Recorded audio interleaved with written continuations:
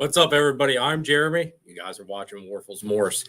I'm sorry, I just love that intro. I absolutely love that new intro. Anyway, we have Chad from Richie's Recessives joining us tonight. This is going to be a super epic episode, I do believe. Chad's an awesome dude. I had a lot of fun with him at the Breeders' Breakfast we had. I guess it was earlier this month, actually. We had a lot of fun, good conversations, and super looking forward to having him on the show. So everybody, sit back, relax, grab a drink, and hold on tight because it's going to be a fun one. Here is Chad. What's up, brother? What's happening, man? That's a lot of pressure you're putting on me. Hey, after the breakfast, dude, I think all the pressure is well needed. I mean, the conversations we had, I was like just wowed. Plus, I got answers to questions that I have been wondering ever since I started, like, basically become part of the group of, like, Billy's Patreon and stuff. And right. All the little hidden ha-has, I got my answers to finally. Yeah, it's kind of crazy how all that came to fruition. It's crazy, though, man. It's like, because like years ago, I got into coaching, like just by like someone saying, "Hey, like you should coach, like blah blah blah, and like you should coach with us." And he's like, "Can't pay you, but just get your foot in the doors." And then it just leads to different things, man. You know what I mean? Like kind of like ball pythons. You know, you get in and you just keep building and building. And same thing with that, man. It was just crazy. Like one thing just led to another, and who knows, man? It was kind of great. That's pretty cool, though. It is. It's such a good story too. It did not disappoint. I'll say that it did not disappoint. So let's give a shout out here to people in the chat so far. We've got Phil. Thanks for tuning in. We've got Jeremy and Holly from Snakes for the Memories. Thank you guys for tuning in. We've got Rob. Let's see here. We've got Chris from BNS Reptilia. Thank you for tuning in, Chris. Oh, I got his shirt too. I got to put his shirt on. Oh, see, you're gonna have to come back on again and wear Chris's shirt next time. Dude, I got shirts right here. I'll just switch out. We've got Bridget from Everglades Exotics. Bridget, Thank you for tuning in, because I don't know if you've ever been in the chat yet for one of my lives, so I greatly appreciate you tuning in. Yeah, Bridget's all right. You know, we've got Low Life. Thank you for tuning in. We've got Sean from Pie and Joy, which was at the breakfast. Hell yeah. Let's see here. Wow, you guys are blowing up the chat already. We've got Tight Grip Pythons. Thank you for tuning in. I don't know if I remember even seeing Tight Grip in here before. Tight Maybe. Grip. My memory sucks. I'm not going to lie. Name. My memory sucks. That's a good name, though. It is. We're not going to go there. You know, we're going to go with that. I prefer a looser grip, but you know what I mean? Tight grip is good too. Where's Tight Grip from? So where are you from, Tight Grip? As I go down through here, we got Nicole from Lady Tiz Exotics. Oh, nice. Let's see here. We've got Chip from Regis Fear of Pythons. Thanks for tuning in, Chip. I think that gets us all caught up. So what's his name, Chip? Chip, yeah, from Regis Fear. So when I was in grad school, right, I was going for special ed. I had this it was a small class, about 10 people in the class. And, you know, my first name's Chad. And this professor called me Chad, like, you know, or Richie or whatever, like through the whole semester. The last day, like we're doing, like, you have to give like a presentation or whatever. And, you know, she was like, "Oh, who wants to go first?" I put my hand up because I'm like, "Oh, I just want to get over and done with." And then someone else went, right? She called someone else. Right, that's cool. And then they're done. And she looks at me. She's like, "Chip?" I'm like, "Huh?" And she kind of had like a, her eye was a little goofy. You know what I mean? So I'm like, is she looking at me? I'm like, I don't know who the fuck else is Chip. And I'm looking around. I'm like, you talking to me? She's like, yeah, Chip. I'm like, that's not my name. I'm like, are you? I thought she was high or something. I had no idea. So every time I hear Chip, I don't care if someone's saying chocolate chip. I don't know. I think of that. Go back to that. I look around like, who's she talking to? Yeah. See, that's funny. That is funny. I have a million stories, man. Like weird shit happening. Now I'm going to tell you something, Chad. I had asked Bridget to come on the show as well, and she told me, she goes, you know, she's not much for being in front of the camera and this and that. So one day I'm hoping maybe we can con her into it. But I know, because she knows her stuff, man. Yeah. And she goes, you know what? She goes, why don't you say something to Chad? Because I didn't think of it. And that's when I was just starting to get into this whole live thing. It's like I was still kind of afraid to ask people and this and that. And I figured like you were such, not that Bridget wasn't a high profile, but she was like, you had such a big hype around you. I was kind of like, I don't know if Chad's gonna. Shit, man. And so I just was like, hey, the hell with it. Let's just go for it. And you're like, hell yeah. It's like, awesome. All right. Yeah. No, but Bridget, man, she has a wealth of knowledge. Like anytime I run into a roadblock, I don't reach out to Billy. I don't reach out. I reach out to her all the time. Like, hey, all right, this is what I got to do. Like, what's happening? What do I got to do? Like this happened. I had my Trojan Pied clutch, and it was not looking good. Like there was mold on them and shit, but they were still good. Yeah. But they were getting mold. I'm like, I want to go do this, buy this, put the powder on, blah blah blah. Like brush it off a little bit if you can. Well, when I brush it off though, man, like they leaked these eggs at like 45 days. I'm like, holy shit! Like, oh man. And I had who said to do this? So Will at RCR, one of his buddies had said, when he cuts eggs, he cuts off pieces of other eggs in there and keeps them. Yep. So I did that, and I put it over, I cleaned it off and made sure it was like nothing was leaking yet, and I put that over top, and it just like secured it, and I gave way to healthy eggs. Like one was kinked, but that I'm sure that was already kinked before anything like that. But yeah, the other three are like some cool ass snakes I got upstairs. Nice. So, yeah, she helped me big time. She's like, just relax. Like what's gonna happen is gonna happen anyways. You know what I mean? So you might as well relax about it. Yeah, I mean, there's only so much you can do, and that basically everything else is just out of your control, up to the odds gods and all that. It's just it's just so much of it's out of our control. It really is, man. Yeah, she calmed me down, told me what to do, told me to put the eggs away and stop worrying about it. You know what I mean? So just forget about them again for a little bit. They came out good. So that's awesome. Yeah, man. All right, we've got Jesse here from Musical Pythons tuning in. Awesome. We've got Mark from 403 hopping in. Hell yeah. And we've got Blue Ridge Pythons hopping in. I'm drawing a blank on Blue Ridge's name though. Chip. Chip. I have it on the tip of my tongue. I think it's Amelia. I think. Yeah, I'm not sure. I think it's Amelia. Comment down below. Yep, there we go. I got it. I guessed it. I just now got down to it.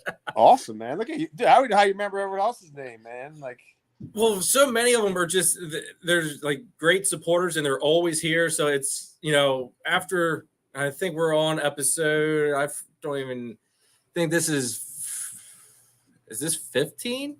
Oh, shit. It might be episode 14 or 15 because, yeah. I'd have to look. I'm slacking, man. I got to get on that. I got to get in there more. Dude, I was scared to death to start doing these things. And I think I've slowly adjusted into being comfortable. Yeah. And now it's just a matter of me finding guests to come on that are willing, to come on to somebody's channel that's so new. And on top of it, me, trying to keep things fresh and keep getting things that the audience want to see and hear about. Yeah, how about it? Yeah. Well, you got Billy coming on next week, right?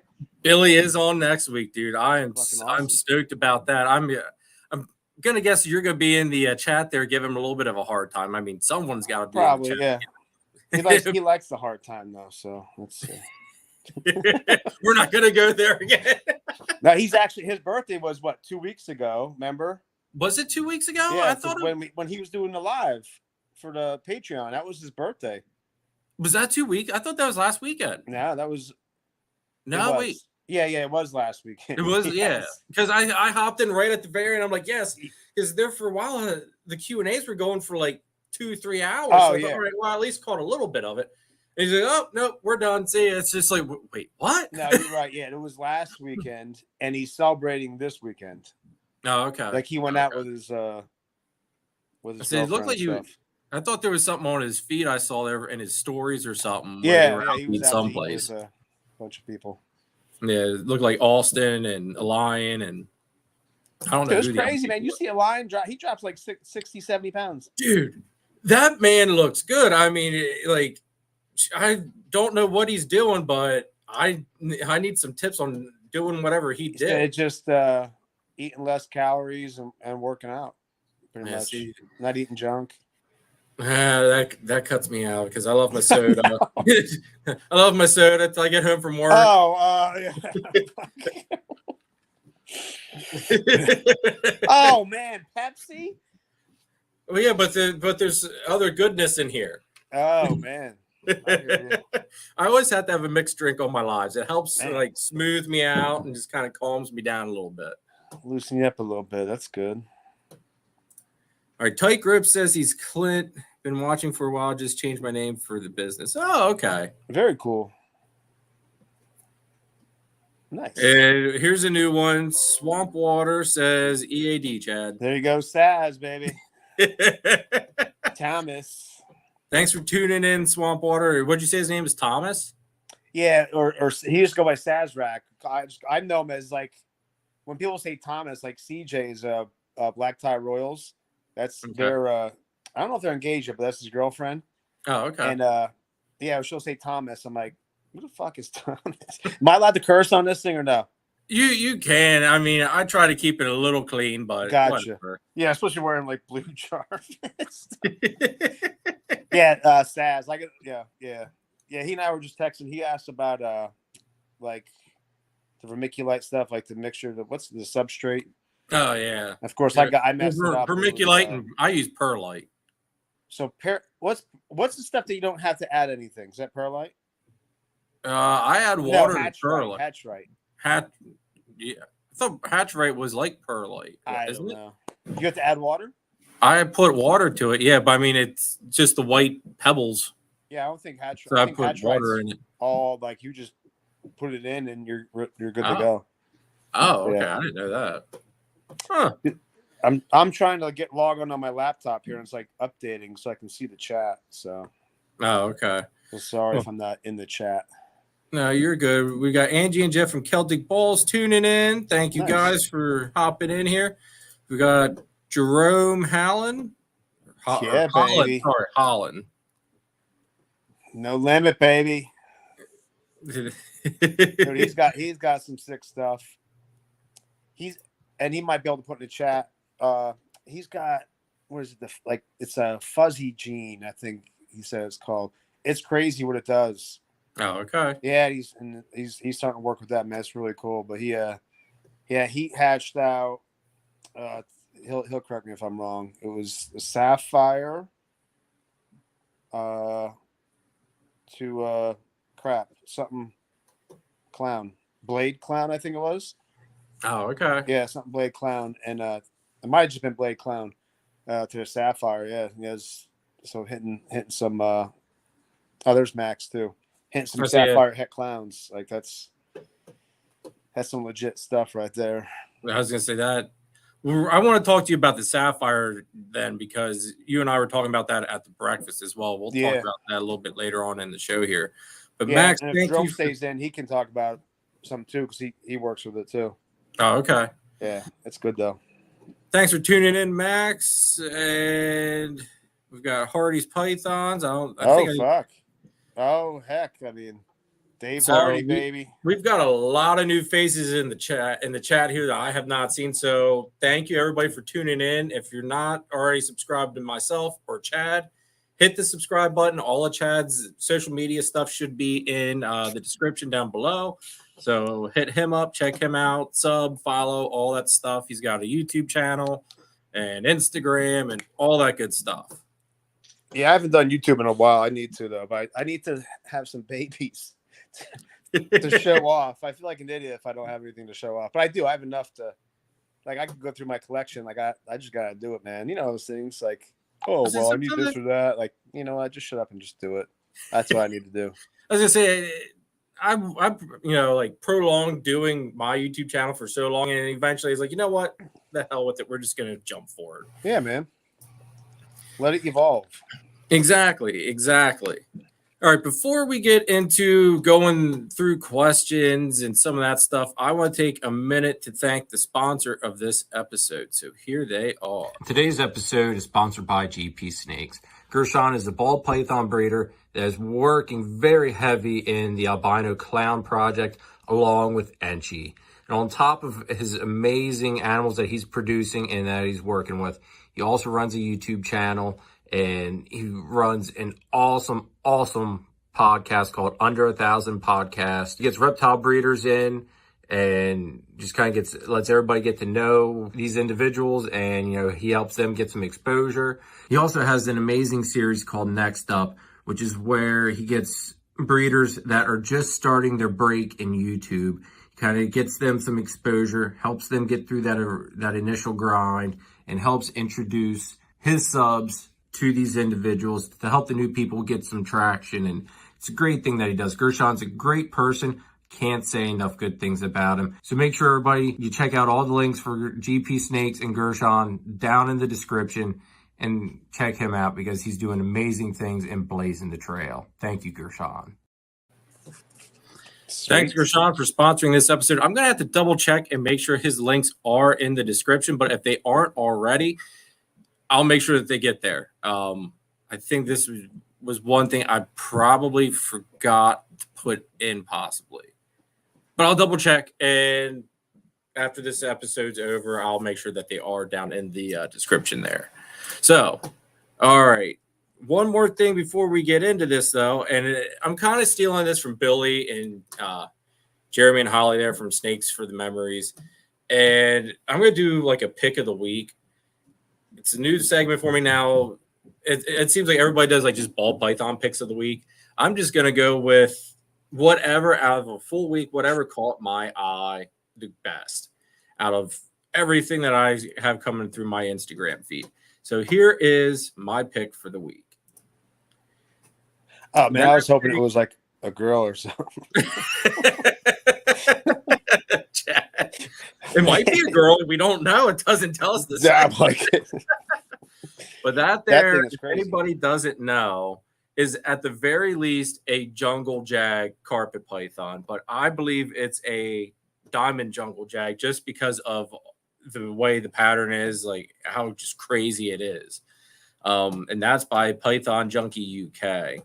And just wow, that's one thing that I'm going to be striving for in the future to produce because that's just a breathtaking animal. I'm sorry.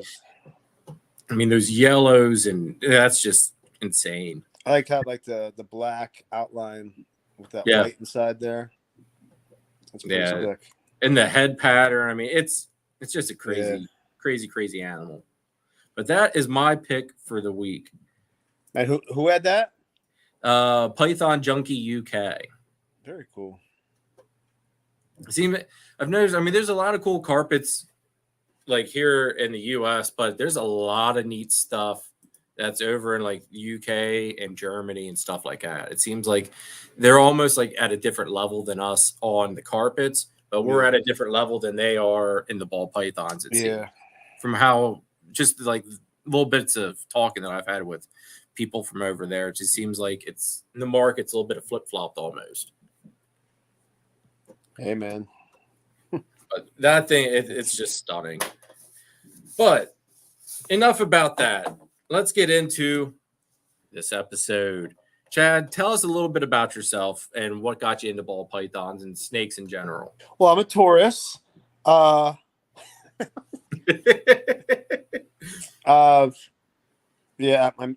I'm from Pennsylvania. I live in Maryland, which is kind of crazy. There's a lot of good breeders here, and a lot of like older breeders that aren't around that like people's collections have moved from, or like they've inherited different. It's kind of crazy, man. Just to do like talking to some people with the history of like the Maryland breeders, and and even I guess up in the PA and stuff too. It's kind of crazy, man, to think about it. But I started back. It was like I've always liked snakes, and like I remember my grandmother was like deathly afraid. Like if one came on the TV, she'd like have almost like a heart attack. You know what I mean? So I'm like, what? That's nuts. It's you know, like snakes are freaking cool, you know? Yeah. But I didn't get one. It was like the Christmas of, or like, because my son's birthday, my middle guy, Sammy, his birthday is December 17th. So I'm like, ooh, what can I get him cool for his birthday? You know what I mean? But not like have it as a, you know, as a Christmas present as well. Yeah. And I'm like, oh, what if I go like, you know, I started asking, but I don't know why I thought about snakes. I went to Petco, got a normal, you know, normal ball python, and you know, he loved it. And then like you start looking at different stuff things. I just thought, I don't know, ball pythons. Like I didn't know they came in all these varieties and stuff, right? So I'm Yeah. like, check. I'm like, oh, this is pretty cool. Oh, you can get this. You check on Craigslist. I did all that stuff. Like, oh, this one's cool. Let me buy this one. You know, I'm like, when I first saw a pastel, I was like, wow, this is way different than these normal ones. Man, must be some exotic, you know, type of ball python. This is crazy. Uh, so did that for a while. And then I didn't know like you could like the whole breeding and stuff. Like I knew obviously they had to breed, but like I didn't know like people did that, you know, even as a hobby. And I'm like, oh man, they do that. I'm like, this is kind of crazy. And then it just kind of just elevated. You know what I mean? Just Until like, snowballed.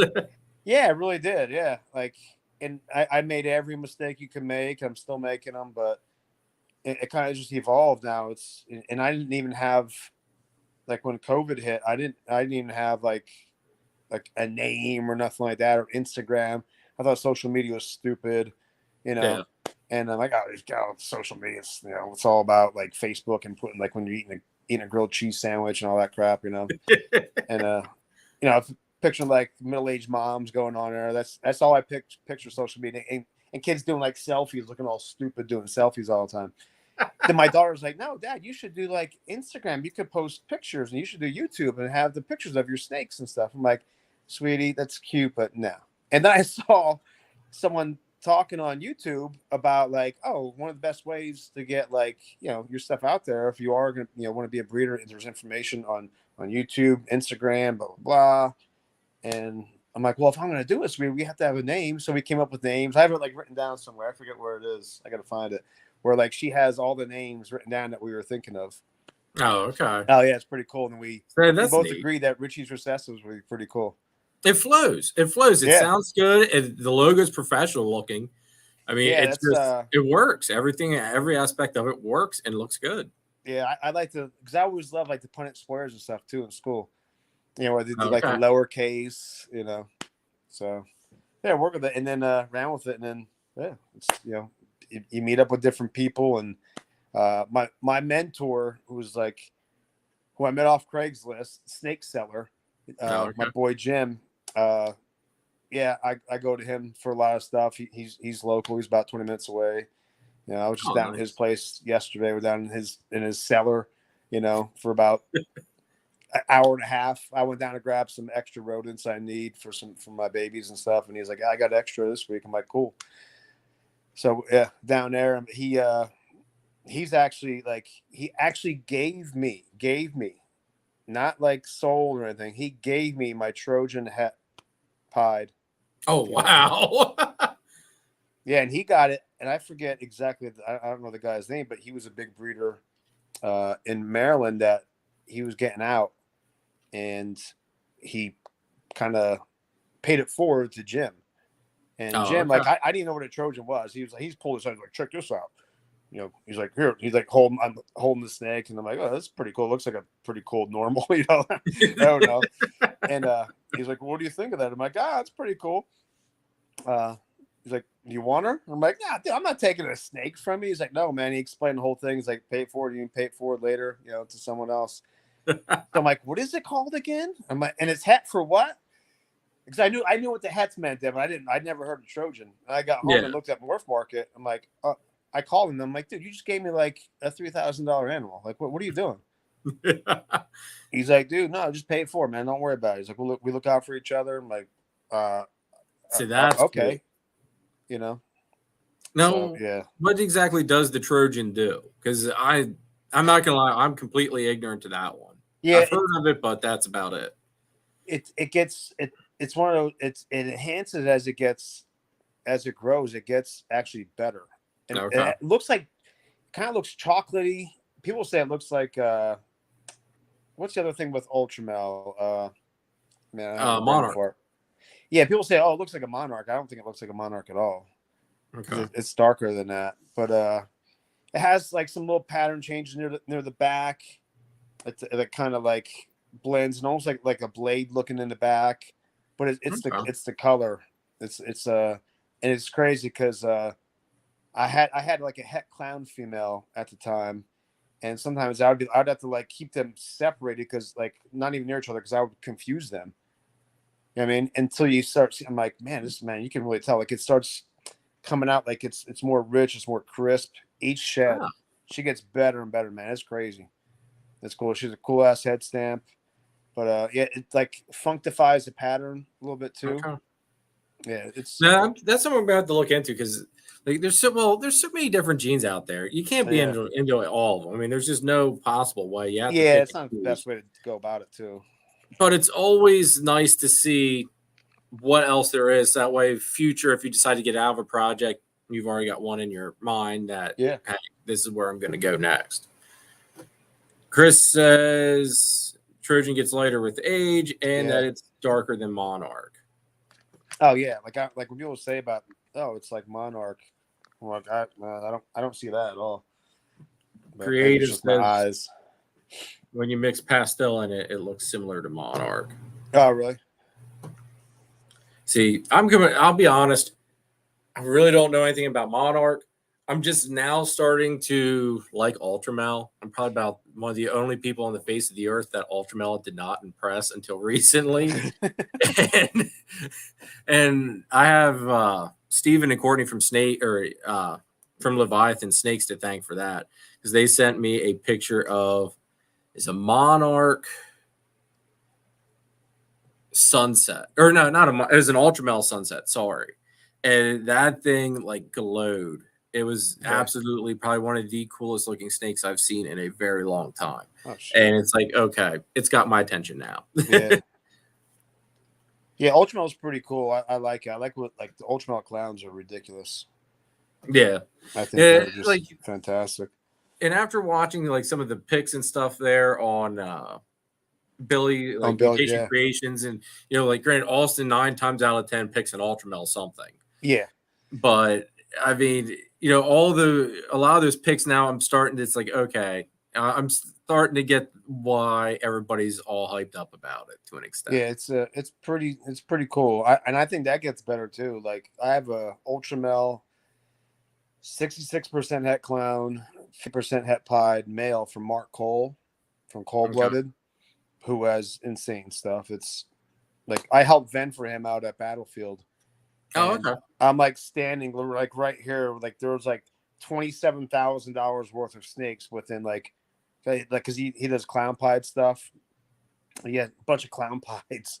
I'm like, oh man, like this is just insane. It's nuts. But yeah, I got the Ultramel from him. So I plan. Even though he's in the back corner, he's paired up right now, but he's in the back Oh, corner nice. to my Phantom Head Ultramel girl.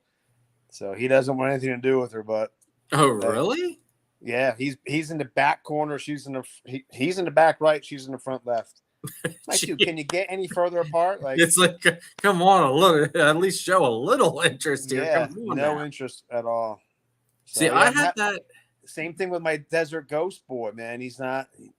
He, He's cuddled something, but yeah, he hasn't locked up with anything that I know oh, of. man. See, my Desert Ghost mail I had thrown to my Xantic girl this year. What was it? And what's that? What? Say that pairing again. I threw my Desert Ghost in with my Xantic girl, Oh yeah. and everything was looking good. They were locking up every time, and I was feeling follicles going on, and then all of a sudden, just poof, done, gone. Nothing. It's just like they quit locking up. Her follicles went down to, I think when Chris and I ultrasounded her, they were like 8 mils, something like that, roughly, like basically down to just sitting Yeah. their standard size. And it's just like, damn it, we messed. Something happened and we missed it somehow. Something wasn't right. Yeah. Maybe she just didn't want to go. You know what I mean, like, Yeah, I'm hoping maybe she'll, because she's going on a feeding frenzy now. So I'm hoping maybe she'll maybe she's kickstart done. again and maybe get like a very, very late clutch, very early clutch for next year. Yeah, fuck yeah. We'll see. But that was a big punch in the gut there, because I really wanted those double heads to grow up. Yeah.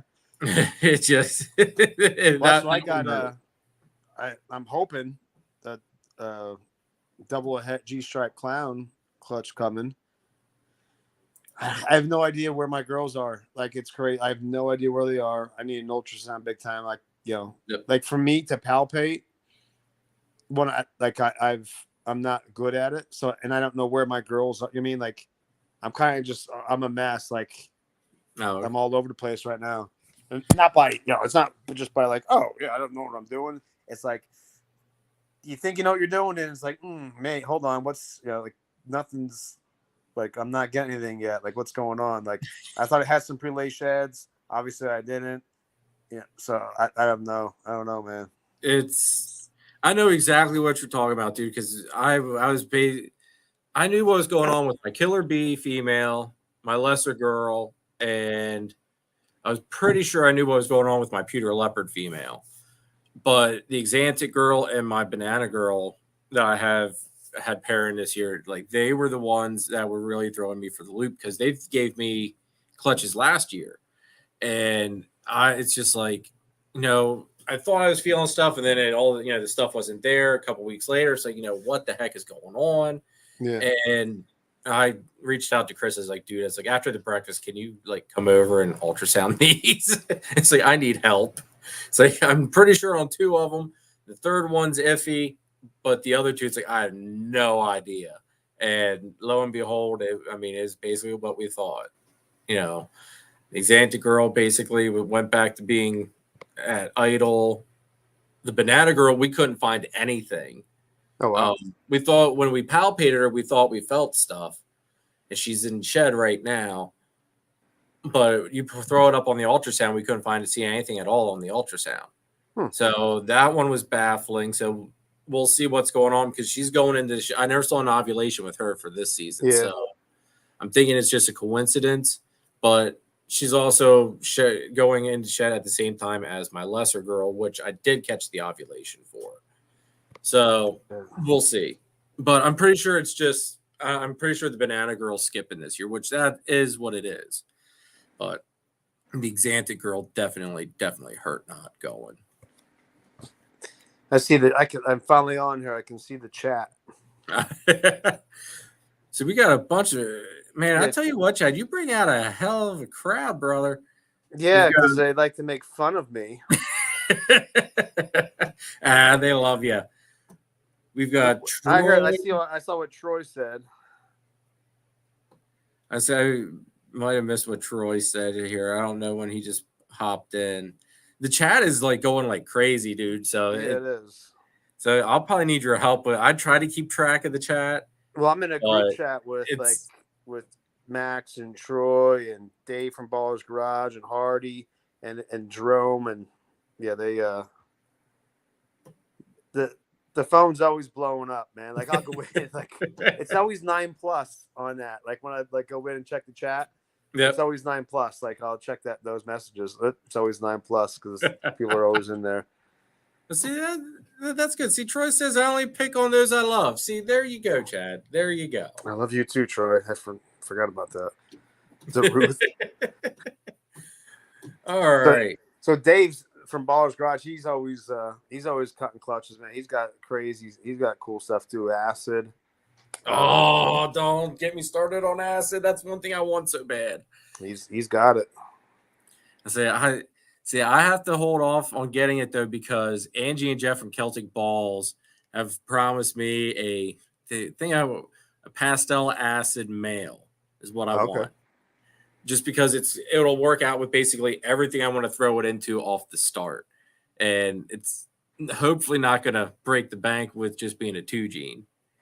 But it's, Acid does some crazy, crazy stuff. Yeah, it's really And cool.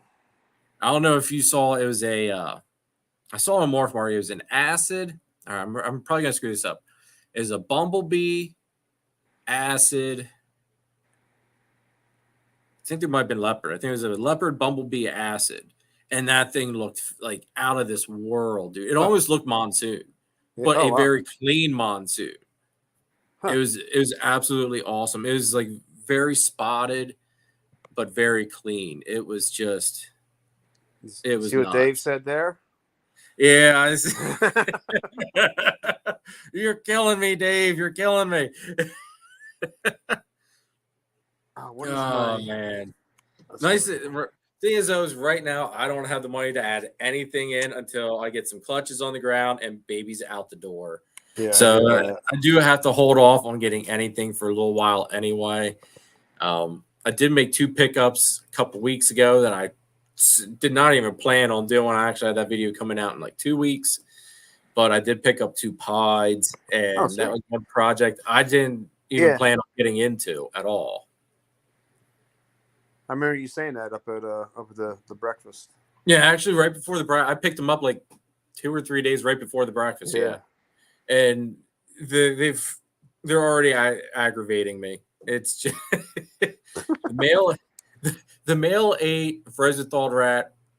I think it was that weekend, or no, it was the week after I got them. The male ate right off the rip. It was like awesome, sweet. The female, she didn't want to eat. Then she didn't want a frozen thawed rat. She didn't want a live rat. She didn't want a frozen thawed mouse at all. So it's like, all right, whatever. We'll see what she does next week. Well, then the next week she didn't want any rats, live or pre-killed, and she did take a frozen thawed mouse though. So I was like, all right, awesome. We got something in her. We'll work on getting her switched over. And then this week, and last week the male didn't eat, and then this week none of them ate. So it's just like, yeah, I got. It's just driving me nuts. I feel your pain, man. I got a couple, like, 1,000 to 1,200 gram girls that won't eat. I'm like, and they're right. Like if you just got them eating a little bit more, you could be breeding them. Yeah, and one, I have an HRA het clown girl, and she's about like 1,250 grams, and I'm like, screw it. I'm gonna throw out. It's crazy because I was listening to, who was I listening to? Because it wasn't Gav, because I was listening to Gavin and Earl this morning. I forget who I was listening to shortly, like 2 days ago. And I'm like, screw it, yeah, I'm throwing them in. You know what I mean? I'm gonna pair them. Yeah. No, I was cleaning, and I was listening to Justin on with Joel from State 48. This is like an old YouTube or something like that they did, maybe like last year or something like that, interview. And yeah, like why they're in the wild, like they're not up to, doesn't matter like what weight they're up to, and sometimes that stimulates them eating and stuff and just getting into that. I mean, it does definitely get, flips that switch on them again. Phil, let me see. Sean, what did you get at the show, Sean? And I didn't even know Hamburg was yesterday. I was celebrating. My wife's family is part Greek, so we were celebrating Greek Easter yesterday, and I wouldn't have been able to go to the show anyway. But Hamburg, sometimes there's a guy up there that has a decent selection of carpet pythons, which I need to get a carpet male this year yet. You only got females? Yeah, I have 2 females. The one I'm going to start breeding her next year. Actually, she's not even out. I don't know if you can see her. She's right there. You probably can't. She's probably too far away. But I have 2 females. One's ready for next year, and the one should be ready to go the year after. So cool, man. Hopefully, we'll be getting some carpet clutches coming out of here soon too. What do they do? They lay eggs or live birth or? No, they do eggs still. They just do a lot bigger clutches. Oh, okay. You're looking at like roughly between 20 and 30 eggs at times. Oh, wow. So yeah. So that's another reason why I'm going to be expanding the snake room here just because the amount of hatchlings that they're going to be pumping out, and I'm running out of space as it is in here. Granted, I have room to grow up still, as you I was can gonna see, say it's cool. but it's going to be taking up a lot more space. And the more I'm sitting in here, like looking at everything, it's like, yeah, no, this is small. It's like 14 by 12 maybe room. Just isn't going to cut it. So Yeah, we're going to double you it. can move stuff around, though, right? You can like maneuver things and make Yeah, things fit. you can, but it just, I don't know. I'm OCD with stuff like that. It's got to be neat, orderly. And yeah, OCD is a real pain in the rear. Yeah. I wouldn't know. Oh, Sean, why'd you have to say that? Lots of carpets there yesterday. Oh, darn it. Well, you said you couldn't buy anything anyways right now. I couldn't know, but there's always credit. There's always credit. I would make an exception.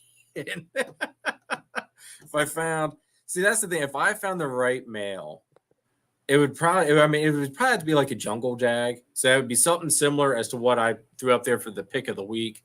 Yeah. But I mean, they're not massively expensive, but they're expensive enough. And What's then like a typical, like one that you're looking to buy, like a male? I would say the male would probably be between 300 and 500. So it's not bad. Yeah. But then you also, I mean, you figure compare that to a ball python. I mean, you're getting in the long run a lot bigger snake at the same token too. Yeah. Because they get rough. They can get up to, I think my girl's mom was about an 8-foot snake. Oh wow. So are they aggressive or? Yes and no. Yeah. My Xena, my one that I'm going to be breeding this year or next year, I mean, she's very cage defensive. You can't just reach in there and pull her out. You got to rub her with the snake hook and let the top of the cage open and just kind of let her know, hey, you can come out. And when she warms up, about coming out, and I still wear gloves with her because her record was 10 times in one handling of a bite. Yeah. Oh, wow. Yeah. But that was when she was that was probably her first year of being with me. I've had her for 3 years now, or going on 3. So what's their, so is it like ball pythons too, like to get to sexual maturity is like about 3 years? No. Females take about 4. Oh, wow. At least 4 years. Yeah. So it's kind of more comparable to like a boa. Yeah. On the sexual maturity aspect of it. Now, males are similar to balls, where they can breed within like their first year or so. Nice. But the females, they take about 4 years to mature. Yeah. Huh. So it's kind of like the same animal or the same beast, but there's a twist to it. I gotcha. Yeah, because again, I don't know anything. I mean, I can identify them sometimes, but yeah, I don't know much. I don't know. It was like I had Riley from Riley's Reptiles on here last week, and he's a big carpet python person. And the community for like the Morelia community for like the carpets and stuff is completely different than ball pythons. Yeah. Because with carpets, you have like localities and people that like to keep the lines pure and all that. And then in ball pythons, we just really don't care. We just want to make cool stuff. Yeah, right. So it's a complete different world and community. And while I had him on, I had to I was really kind of finding out things for my future. So that way I knew what was a wise move to like get to pair to these girls, just basically kind of feeling the waters as to is key. Like, do I have to go jungle to jungle, or is it acceptable to, mix some lines like the jaguars, because jags are technically coastals, and there's there's just a lot of lines that you can dance on, but you just don't want to cross some of them. So it's neat. Why can't you cross them? Just because they're not compatible? Well, no, they're compatible. It just goes down to that purity thing. I mean, some people don't want, or a lot of people they want to keep their coastal lines coastal. They want to keep their jungles. Like, they don't like the mixing of the bloodlines for whatever reason. Yeah. Like I said, it's a completely different world. I'm still trying to understand all of it, but it is neat. That's great. Yeah, I can't. That's what I'm saying. I have enough. I can't even like palpate and shit. Like I let alone go into other species. It's all good though. Sean, if you What's can, that? Sean, on Instagram, send me a picture of that card. So I don't know if I've seen their stuff yet or not, but I'd definitely be interested in looking and seeing what they got. So how many do you got on your squad? I Ballpark. have, all right, I just counted this today. I already forget. 5, 10, 15, 16, 18, 20, 22, 24, 25, 26, 28. I have 30 ball pythons and then 2 carpets. Oh, nice. So it's still super small, very manageable at the moment. Most of what I bred or what I made last year, I kept. Yeah. I really screwed up though. I really screwed up, and How so? Billy would kick my butt because I did. You know how like when you make double hats, you should keep all the females out of them no matter what. This idiot didn't do that because this idiot thought, hey, I'm going to sell some of these and make some money off of them so that way I can, expand and get some more rack space. And yeah, but I don't know. I don't think that's not terrible. But I can't. All right, here last year my first pairing was Exantic to a Bumblebee Clown. So I kept back one Bumblebee double het, kept back a Spider double het, and I kept back a really awesome pastel double het because my Bumblebee has some crazy pastel line in it that it almost looks like it's Yellow Belly. Oh wow! Like it's the colors are amplified to where it's like Yellow Belly quality. So I kept that one back. Now, before anybody jumps the gun in the chat that doesn't know me already, I'm not planning on breeding spider to spider. I kept back that girl just because figured within that time, by the time she's ready, I'll have another something double het to throw to her. Hell yeah. So, it was a 7-8 clutch. I kept those 3, sold the rest, which was one male, and the rest were females. But they were just normal double hats. And the last one of them actually I shipped her out 2 weeks ago, maybe. And the person hit me up in November. They're like, hey, I saw the snake on your morph market. Is it still available? And I'm just like, oh, man. It's like, yeah.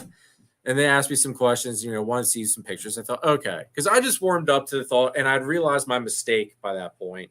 I really didn't want to sell her. Yeah.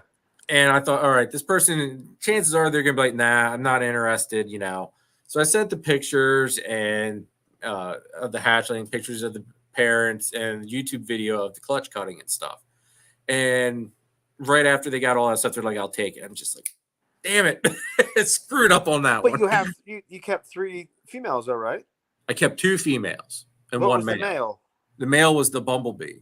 Oh, okay, gotcha. Yeah, male was the Bumblebee, and then the 2 girls were the Spider, and then the crazy pastel one.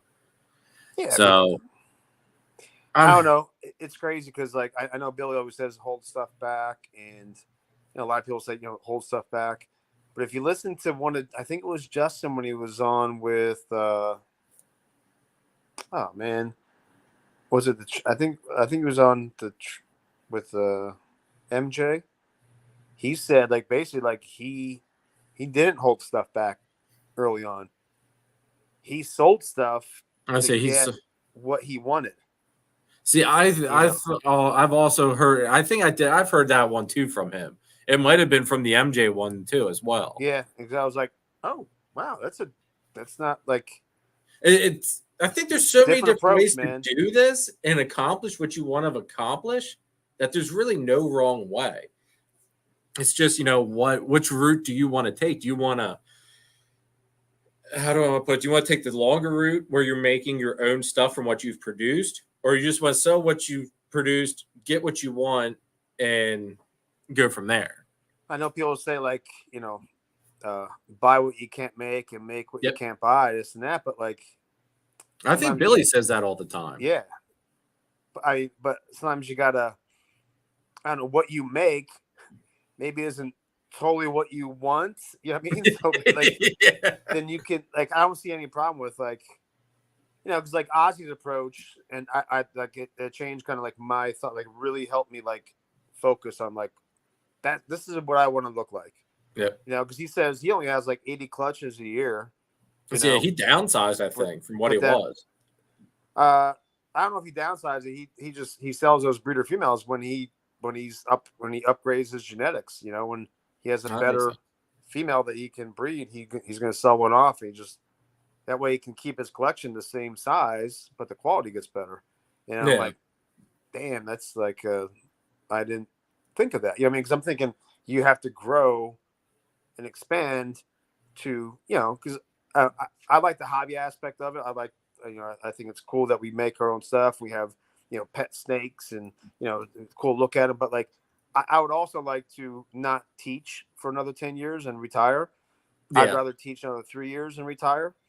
I mean, like that's something that's part of my plan. Like I'm sick and tired of teaching, quite honestly. And it'd be great if it could get to that point where I could, like not every, you hear advice from different people, but they're different. They might be in a different location, definitely a different like spot in their career. What works for them, probably not a good advice totally for me or someone a new breed, like a brand new breeder, someone in their 5th year, 10th year, whatever.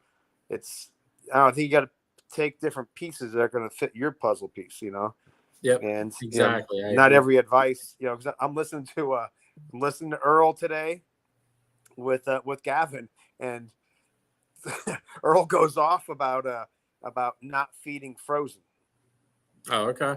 Like frozen thaw is like, I hate it. If you think about it, like it's kind of like buying frozen vegetables at the supermarket, like the nutrient goes down and blah, blah, blah, blah. And he asked Gavin, he's like, what do you feed? He's like, I feed a lot of frozen thawed. Just like it works for Gavin. You know what I mean? Like different people, it's just different. It just works differently, I mean, people. I feed frozen. I actually had to call my rack guy or at least send him a text because the carpets cleaned me out yesterday of mice. Basically all but out of weaned. Got a few mediums and small rats left, but other than that, I need backup now. What do the carpets eat? Mediums? No, right now the carpets. All right, here's another touchy thing. Thanks a lot, chat. All right, carpets are known to be quote unquote garbage disposals, right? I mean, that's kind of what I was always under the impression of. Mine only eat mice. Oh, that's it. They will only eat mice. I'm trying to get them switched over, and it's not going the greatest. Right now, they're on extra large mice. My 3-year-old gets roughly about 3 now, extra large a week. Yeah. And the 2-year-old gets 2 extra large a week. So I was doing every other week, but I've had some people saying, they're a little bit small for how old they are. Yeah. And it's just like, yeah. And I've been debating about it, but I was also told, you don't want to overfeed them either. Mm-hmm. So I was kind of stuck in that hard place. And now I'm just like, you know what? We're going to see, how much she'll take, if she'll take 3 or 4 a week. Cause she's probably, I don't know, about a good silver dollar size, like around roughly. Yeah. And so, she's that, she's a decent sized girl, and it's like they do have very efficient digestive systems, but it's just, if I wanted her to breed next year, it's like we got to get a little bit more size on. You got to get her up. Yeah. And after seeing what the ball pythons do after they have their clutches and how they, you see how much it actually takes out of them, and carpets aren't nearly as. They're not built the same. Carpets are built to be they're semi-arboreal, so they're built a little bit more athletic, I'd like to say. Yeah. As compared to a little pudgy ball. Yeah, like a little leaner and. Yeah. Yeah. Chris was actually one of the people I had said, about upping her food there a little bit. And, last night, like I've fed her 3. Now I did try, I was sneaky. I fed her 2. 2 mice, and I thought, all right, because I was thawing out the weaned rats in with I was thawing the mice in with the weaned rats, and I thought, all right, I went and rubbed the one last mouse really hard up against the rat, thinking, all right, we'll get some scent on there, we'll try to trick her. And I got the rat in there. She came up to it, looked at it, like basically touched it with her nose, and she's like, no, and just went completely dormant. Just sat there on a branch. I was like, you've got to be kidding me. It's like, come on. It's like, it looks the same. It's got to have some of that scent from the mouse on it. It's like, just give me a break here, just take it. So I thought, the hell with it. I went and got the mouse, put it in there, and boom, she just took it right like that. It's just like, come on. It's like, they look the same. You cannot I don't think she got a tongue flick. It's just like, what the hell? You can't out trick a snake. Come on, man. Dude, I tell you what, like, I know people say about retics being so smart, and Nicole, there at Lady Tiz, she works with retics and stuff, so she probably knows exactly what I'm talking about with this. But everybody always says about how like retics are so smart, like when they look at you, you can tell that they're processing and that they're thinking. Carpets, I think, are right there with them because you can tell she's always thinking about something. Like when she's engaged, the wheels are turning. She's not just kind of like I don't want to say a derpy, but she's not like a ball python where they're just kind of like, yeah. Like they're thinking, and it's neat to watch them think. That's crazy, man.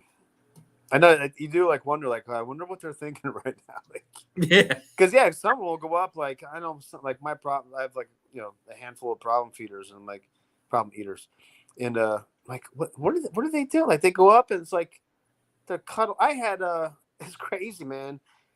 This is not good. Like where you feed and like most of mine, like I can like literally I'm dropping the rat in and they're fucking like catching it catching it out midair. Yeah, and some I put it in, boom, as soon as it hits, they're crushing it. Yeah. So I can hear it, or it might be within 5 seconds. I close the bin, boom, and you can hear it. And I had what was it? My Paso Inchy. I think it's my Het DG girl. I put the rodent in, and I'm doing I'm going to the next bin, boom, put it in. I'm like, oh, I got to check. Oh, check. I'm like, she didn't need it yet. You know what I mean? Like, yeah. You can tell she's interested in it. And I don't know. I didn't check until about a day later. I look in there. The rat, and it was like a wean. It was like curled up, like as the ball python is curled up. She's laying in like this wean rat is laying right in the middle of it. I'm like, oh my god. This is not like what are they thinking? Like, oh, I'm just laying with my food. You know what I mean? Like, it'd be like me sitting here with like a Burger King bag, like wrapped up in a Burger King bag or something with food in it. It just doesn't look stupid. And I like double down. Like I had done it before. I had my Champagne Fire. This is, I think it was my first season. I threw a rat in her, and I had the Coco. She's on Coco. Okay. And I always check, and I checked. I'm like, oh, no rat. Boom, close it up. You go in like 3 days later just to check again. Whatever. Like she ate. Like I just look at her, give her some water, and the dead rat is in the front of the tub. It wasn't regurg or anything like that. It was just the dead rat. I'm like, oh, what the hell? I pulled it out. I saw her. She had like bite marks on her head. Her tail was chewed up. I'm like, oh my god! So he must have like burrowed, like must have went underneath the Coco. When I pulled it, like I didn't see him. You know what I mean? Like you do it 100 times, like you check, like oh, you don't see the rat. Boom, like you assume they ate it. Yeah, exactly. Oh man, yeah. And it's crazy because like her tail was like chewed pretty good. Good like a quarter of an inch. I'm like, oh wow. Man, like she was grabbed. Like it was crazy. That must have been the first time that she didn't eat because she gave me eggs then, and I'm like worried about these eggs, but they came out fine. But I'm like, oh man, what am I doing? Just nuts. Yeah, that would.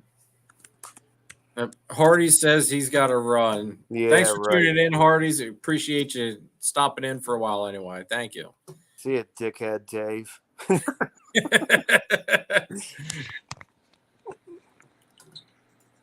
Shoot. All right, let's see here. All right, what codom genes are like you mainly focusing on? Now I know you were talking to me about Sapphire, so let's talk about Sapphire as well. Yeah, But I got other than Sapphire, man. Sapphire, what are you mainly focusing on? I don't know if I have a main. I really don't. I'm not really focusing on code DOMs as much as like getting visual recessives. Okay. You know, like I have everything from. It's crazy. I have like stuff all written down, like not just for this, but like my pairings, like my future pairings. Like I have stuff See, written that's down smart. like into 2023. You know, but let's see what I got. Let's see. So I don't miss anything. I got the Trojan.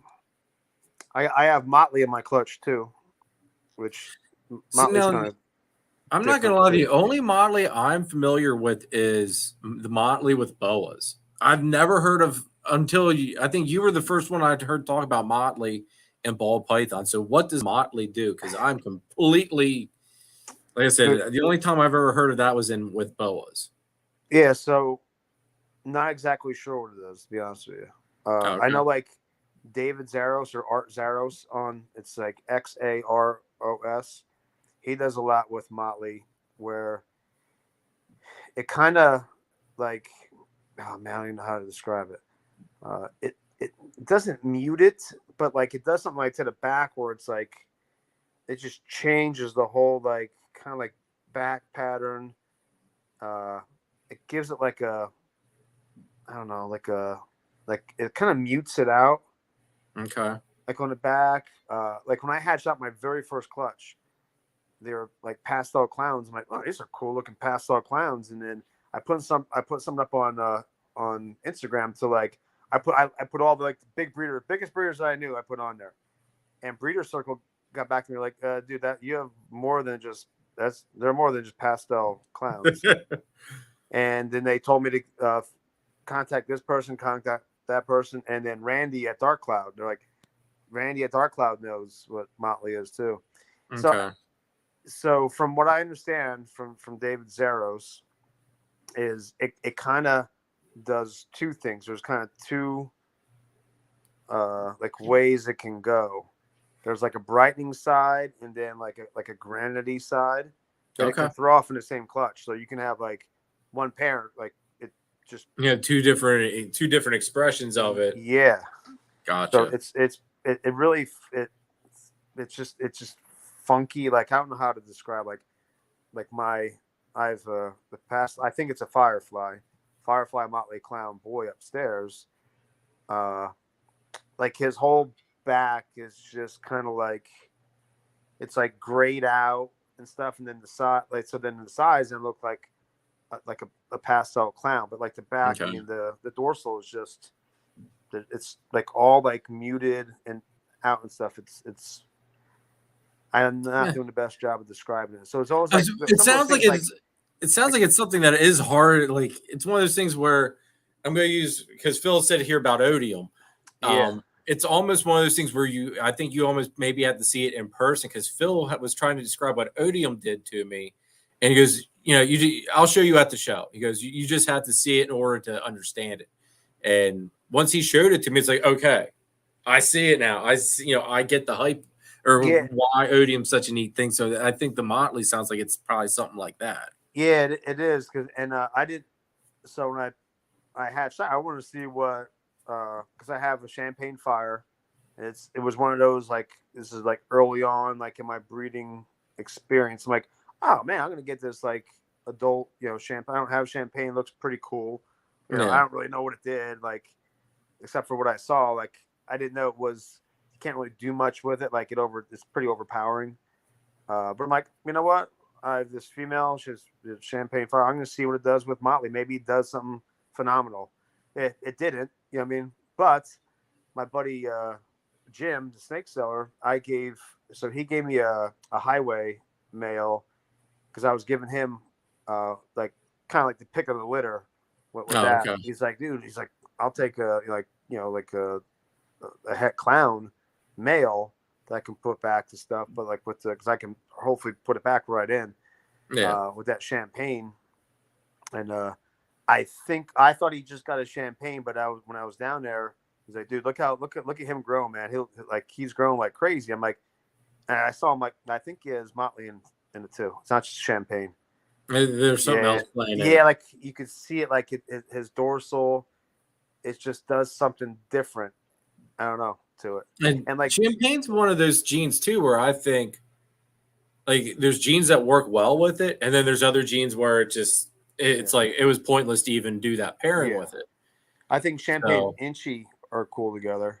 Yes, champagne Enchy, champagne leopard Enchy, like that. Yeah. If I get a champagne, I told myself already it's got to be a leopard Enchy champagne, just because the Enchy brings in the pattern, and the leopard I think helps bring in some pattern, but really I think intensifies it to an extent. It does. It cleans it up, and it just, I mean, it's a beautiful, beautiful animal.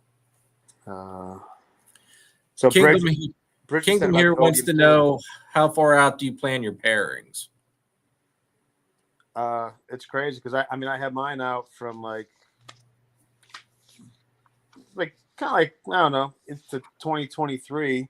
But that's like, oh, if I hit this. Yep. But I will say that like I have that, but it's only like, oh, if I hit a male this, I'll hopefully have it ready to a female this at this time. I mean, everything changes. Like someone asked today about I have a leopard clown het pied I got from Victoria Serpents, which is like phenomenal looking. And they're like, oh, like what are you gonna put it to? So I looked on one of my papers. I'm like, oh, this, and this. It was like 3 or 4 maybe, but I'm like 4 is even stretching it for a first year, boy. Yeah. And then I looked on other papers, and I had like 3 different ones too. I'm like, oh man, I gotta narrow that down. But yeah, it's to go back to what you were asking originally, which I deterred from that. I got the Motley. I have Ultramel, like the code names you're talking about. I got Marvel. I got a Marvel pin girl that's really cool. See, all right, now you're throwing all these genes I've never heard of already. What does Breeder Circle works at Marvel a lot. So and until like I don't know, until like I produce things from those clutches, like I can kind of say, oh, it looks cool because it has like a little funky pattern on the side, but like to get down into the specifics, I really couldn't. Okay. Tell you, you know what I mean? No, I completely understand that one. I got a pastel lace from my buddy Jim, who, I mean, when I was like, it was one of my first females. I mean, shit, I had her 2019. I got her before I moved into the house here, and I had the pastel lace. Like, and he's like, dude, lace is cool, man. Wait, like it's gonna freaking blow up, man. He's like, it's really, really cool. And that's another gene too, the lace that gets better and brighter. Like with as it gets older, it's really cool. And then Justin did that video about the super lace, and that really caught my attention. The white lace, white lace. That really caught my attention with the white lace stuff. It's like, and I just thought to myself, it's like, well, the price of that project just went through the roof. Seems like if Justin says it, the next day prices went up a couple $100. Yeah, I've gotten really lucky with Justin putting out videos as like I'm thinking of pairings or like something I just picked up. Like I've gotten really lucky. Like even before I was about to I think my champagne fire was like on day like 22 or something like that with the eggs.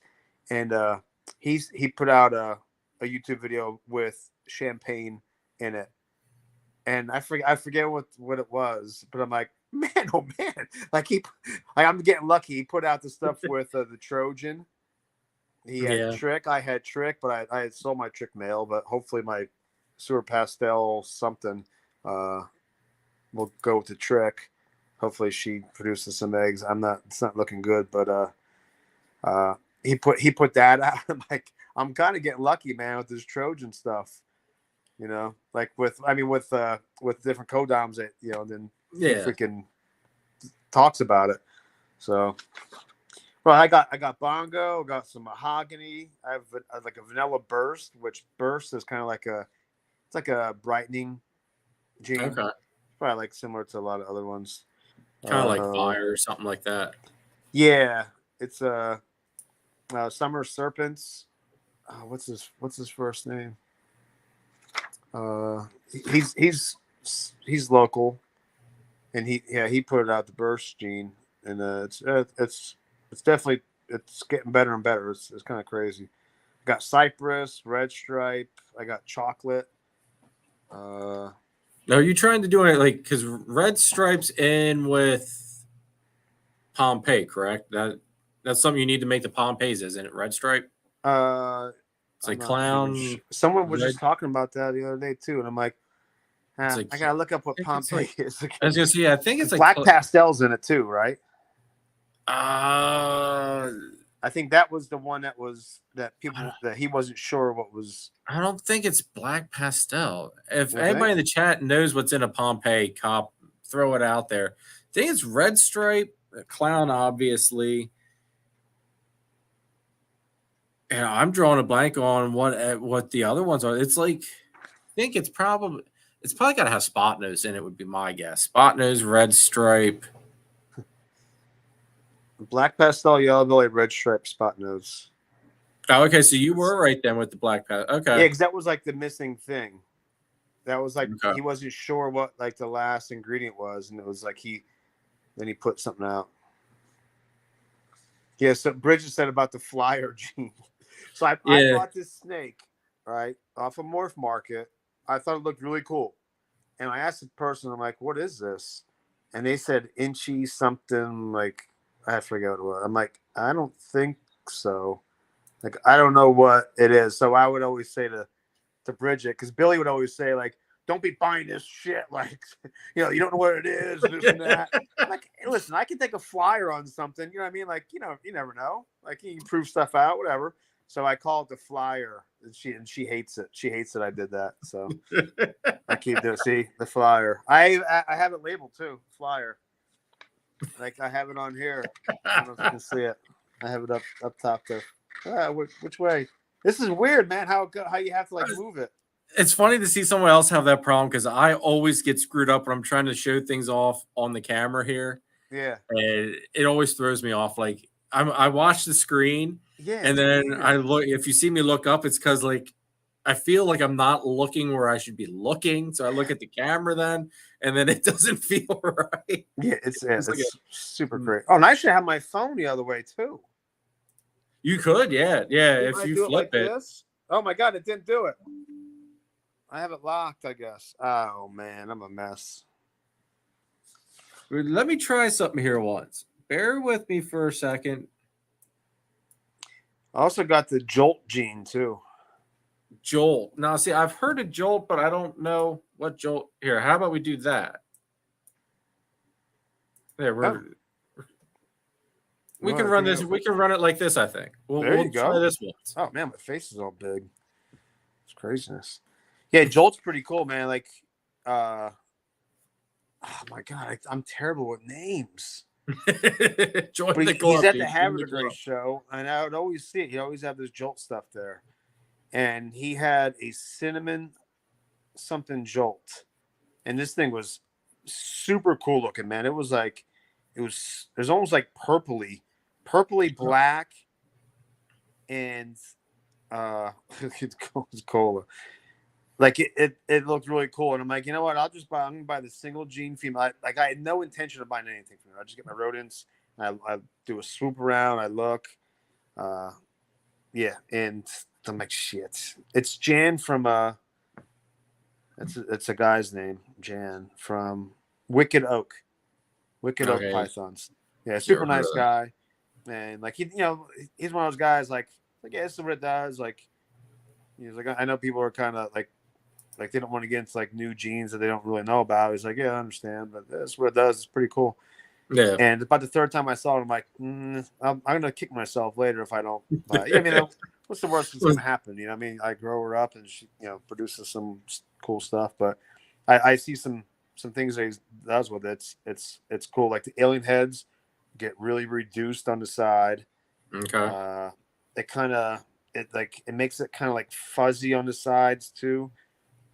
But then, yeah, it just kind of it's cool. I just keep thinking of that cinnamon, man. It was pretty cool. Cinnamon Jolt. I'll have to look in. I'll have to look that up once, see if there's anything on Morph Market with it. 'Cause that's another gene I've never heard of was Jolt. Yeah, yeah. Because I was like, "What the fuck is this? What's Jolt?" Like, that's about it. I mean, I got of course, I got like Spot Nose and the ODYB, and I got I got some cool GHI clown stuff upstairs, which I have a clutch at Jim's because he. So I told him like, hey man, like I have a GHI yellow belly double het hypo clown male that produced my GHI clown stuff last year. I had 8 eggs. I went head to head, and I had 3 GHI clown combos, and they're all females. So, I was gonna sell one, but Dave Hardy actually said like, he's like, dude, I would not sell any of those. Like they're like the clown girls are gold, and with the genetics you have in them, he's like, you're gonna be kicking yourself, 2 or 3 years down the road. So I kept them all back. Had to tell one person I kind of promised something to. I'm like, nope, sorry, I'm keeping. Sorry, not gonna happen. Like I said, if I decide to get rid of her, I'll, you'll get her. But I'm like, sorry, I'm keeping her. Like, oh my god, really? I'm like, yeah, that's how it is. But so this year I have the same. I have the clutch. They're on day, I think they're on day 21. Okay. Yeah, down at his place because I sent that GHI yellow belly double hat boy down to my buddy Jim, and I sent my pastel, which I think is Blade as well, pastel Blade het clown, down to him so he can breed my girl down there and then a couple of his boys, which it's freaking crazy. If I have it here, what he had. All right, so he put that boy to an inchy het hypo, so it could hit some GHI inchy yellow belly hypos and 50% het clowns. Which that'll be a freaking knockout of clutch. Yeah, GHI and hypo, I think, were meant for each other. I agree. Yeah, like I have a GHI Mojave male, and he's the only reason I would ever want to get like. There's so many recessives, as like everybody knows, but like hypo is just one that doesn't really do it for me. But you throw that into like GHI Mojave stuff, and it's just like, man, those two were just meant for each other, I think. Yeah, I agree, man. Yeah, I'm trying to make a GHI Mojave because my daughter's, it was just sold to me as a striped Mojave, but I think it's also cinnamon. Okay. And what's that called? Is that called the Savannah, I think, or something like that? That I don't know. Yeah, I won't lie to you on that one. I don't know. Because Barrett was like, "Oh, that's not just a Mojave." Like, I'm like, I don't know. It's my daughter picked it out, and now it's like the breeding size. I'm like, what do you want to like? What are some cool things that you want to do? Like, we can make. Yeah. And I showed her the GHI Mojave. She's like, "Oh, that! I want to make that." I'm like, "All right, cool." Because it is kick ass, man. But he also has it too. So this would be insane. A leopard, lesser, spot nose, possible het clown. Nice. So, and I think it's 50% het clown. So, I mean, you could hit GHI yellow belly, lesser Batmans, and they're 50% het hypo. Nice. Yeah, it'd be nuts. Then he has a fire OD, possible het clown girl too. They put her too. So, it's rolling the dice with the possible hets, but shit, man, like. That's one, like, I've been trying to keep everything, like, in all my future plannings. Like, I forget who had asked it. I think it was Kingdom Pythons, maybe. And asked about how far out you plan your pairings. And it's like you had said, you plan out so far, but a lot of it's, well, if I hit this, I'm going to throw that to this. Like, it's a lot of if this happens type of deal. But I mean, I try to figure out how to eliminate the 50% hets and stuff like that, or the 66. Yeah. But there's sometimes where you just got to roll the dice and cross your fingers and hope for the best with it. Yeah, especially with like if you're gonna be hitting, like, I think that's just like an extra, that 50% hypo with any clowns they produce. Yep. You know, that extra 50% hypo, that's just like an added, like, you're not going to put that into the price, but, you know, maybe you might a little bit, you know what I mean? Because you can price however you want. You know, but like maybe you do put it a little higher and no one takes it, then all right, then it's yours. You know what I mean? You keep it. But and then it's your added bonus if it actually does hit. Yeah. You know, but yeah, like I know, because I'm thinking of like, it'd be nice to have like a clown pied male, so then everything I produce will be 100% double hit, like the ones I don't hit. But it's not in my budget right now. You know what I mean? Yeah. And trust me, like I don't know, like, am I going to shell out like $4,000 to make double hats?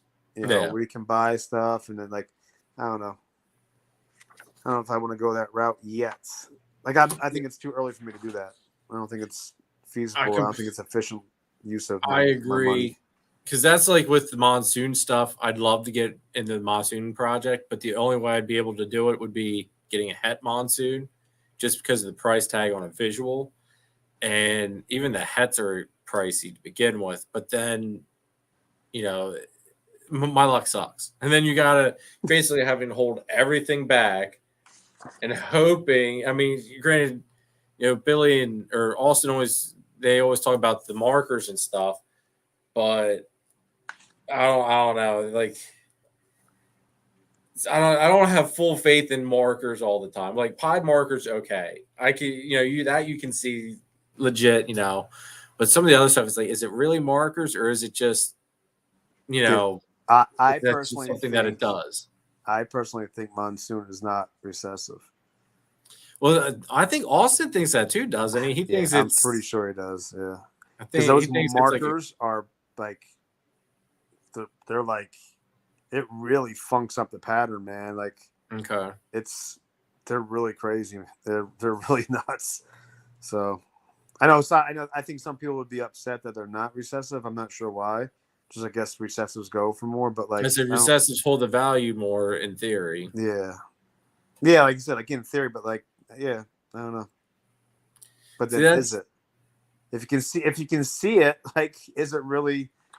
Oh yeah, that's. I mean, I know that there were some people saying about like clown markers, and I didn't know that there were clown markers, and like I forget who it was talking about, and they were saying like if your snake has like a white tip on their tail, it's like a clown marker. Well, I've got snakes that have white tip tails that have like there's nothing clown about them. Yeah.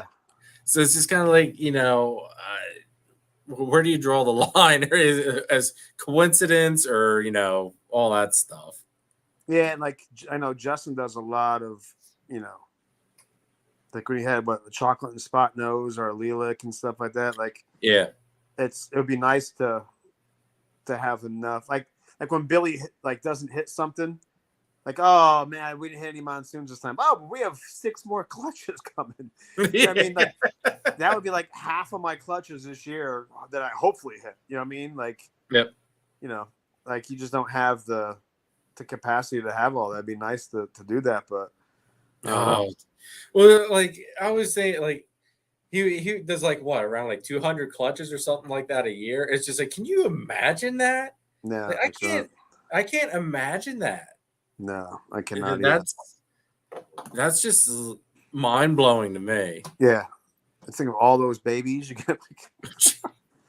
But then I think also where a lot of it, like Billy has such a great name behind him that a lot of that stuff, I think it hits morph market, even if it even has a chance to make it to morph market. I think it's gone pretty quick. Yeah, it's his lower end stuff that he has back at his place yet. That's like almost can't get rid of. Yeah. So. Well, it's I know everybody always says that like the lower end stuff doesn't sell as fast as the higher end stuff, but I'm still working in the lower end stuff.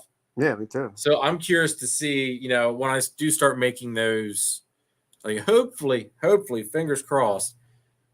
Obviously not this season, but next season, at the rate that crazy pastel double het's growing, she should be ready for next year. I'm thinking maybe, fingers crossed, because And was she's she double already het for what? clown and exantic. Oh yeah, that's right. Yeah. So fingers crossed if she's ready. I mean, I think now clown exantics are like around 4,000 or 5,000 roughly, somewhere in that neighborhood. Yeah, that's higher Now, end for sure.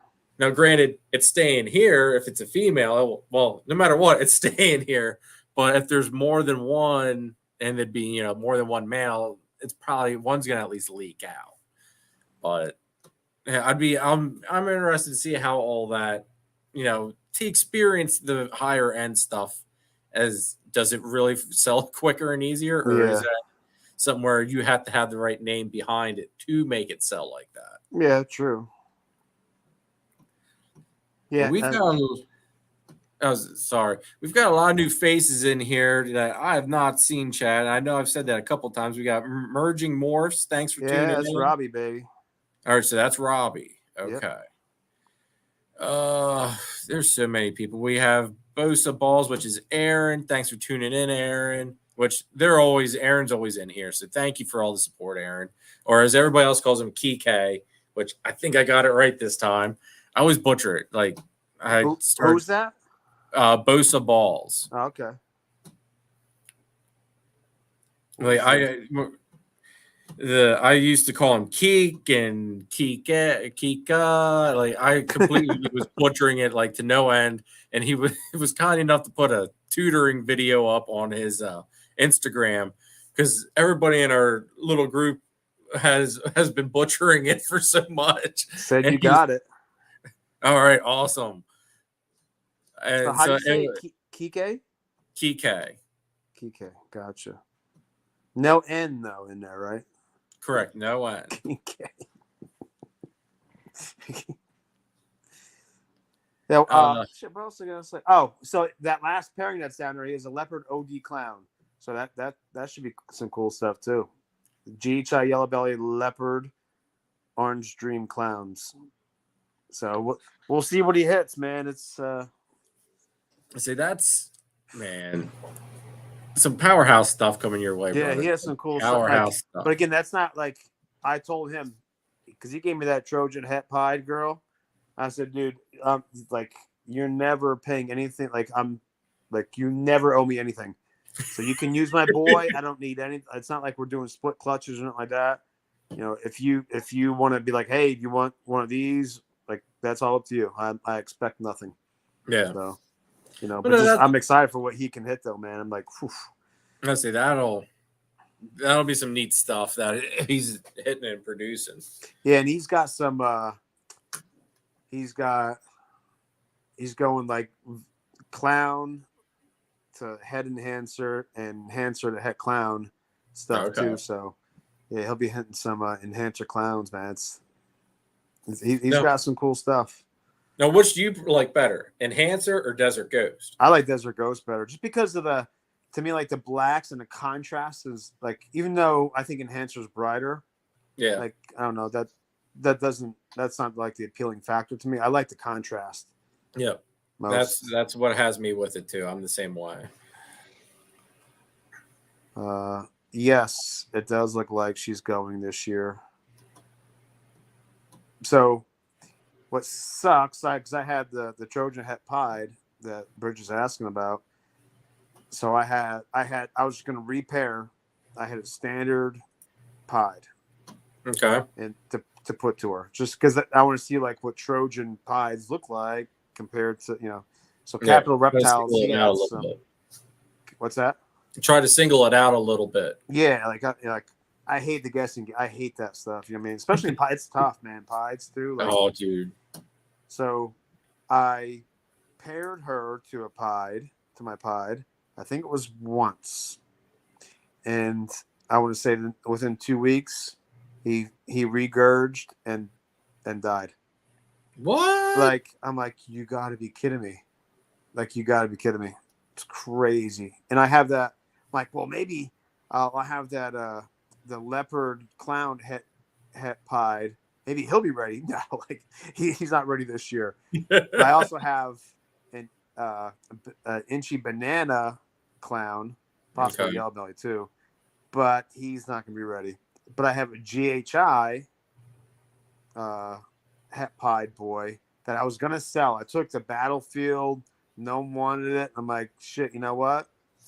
He's going to the truck. So, or worst case, even if I don't hit a pied out of that, hopefully I can hit some GHI Trojans, which I think would still be pretty freaking cool.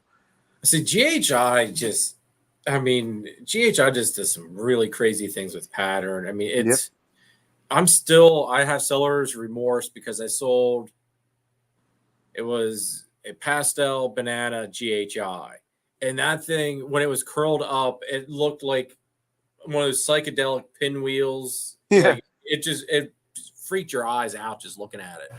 And the guy that I sold it to, he lives like maybe 20 minutes away. So every once in a while I'll get updates of her. Yeah. And it's just like, man, it's like I never should have sold that snake. Never should have sold it. Hey. And then with what you were saying about the GHI and the Mojave stuff combining and everything earlier, I actually did hold back a banana, a possible pastel. I'm starting to lean towards that she's not, because she's not really staying light. She's kind of darkening up a little bit. Yeah.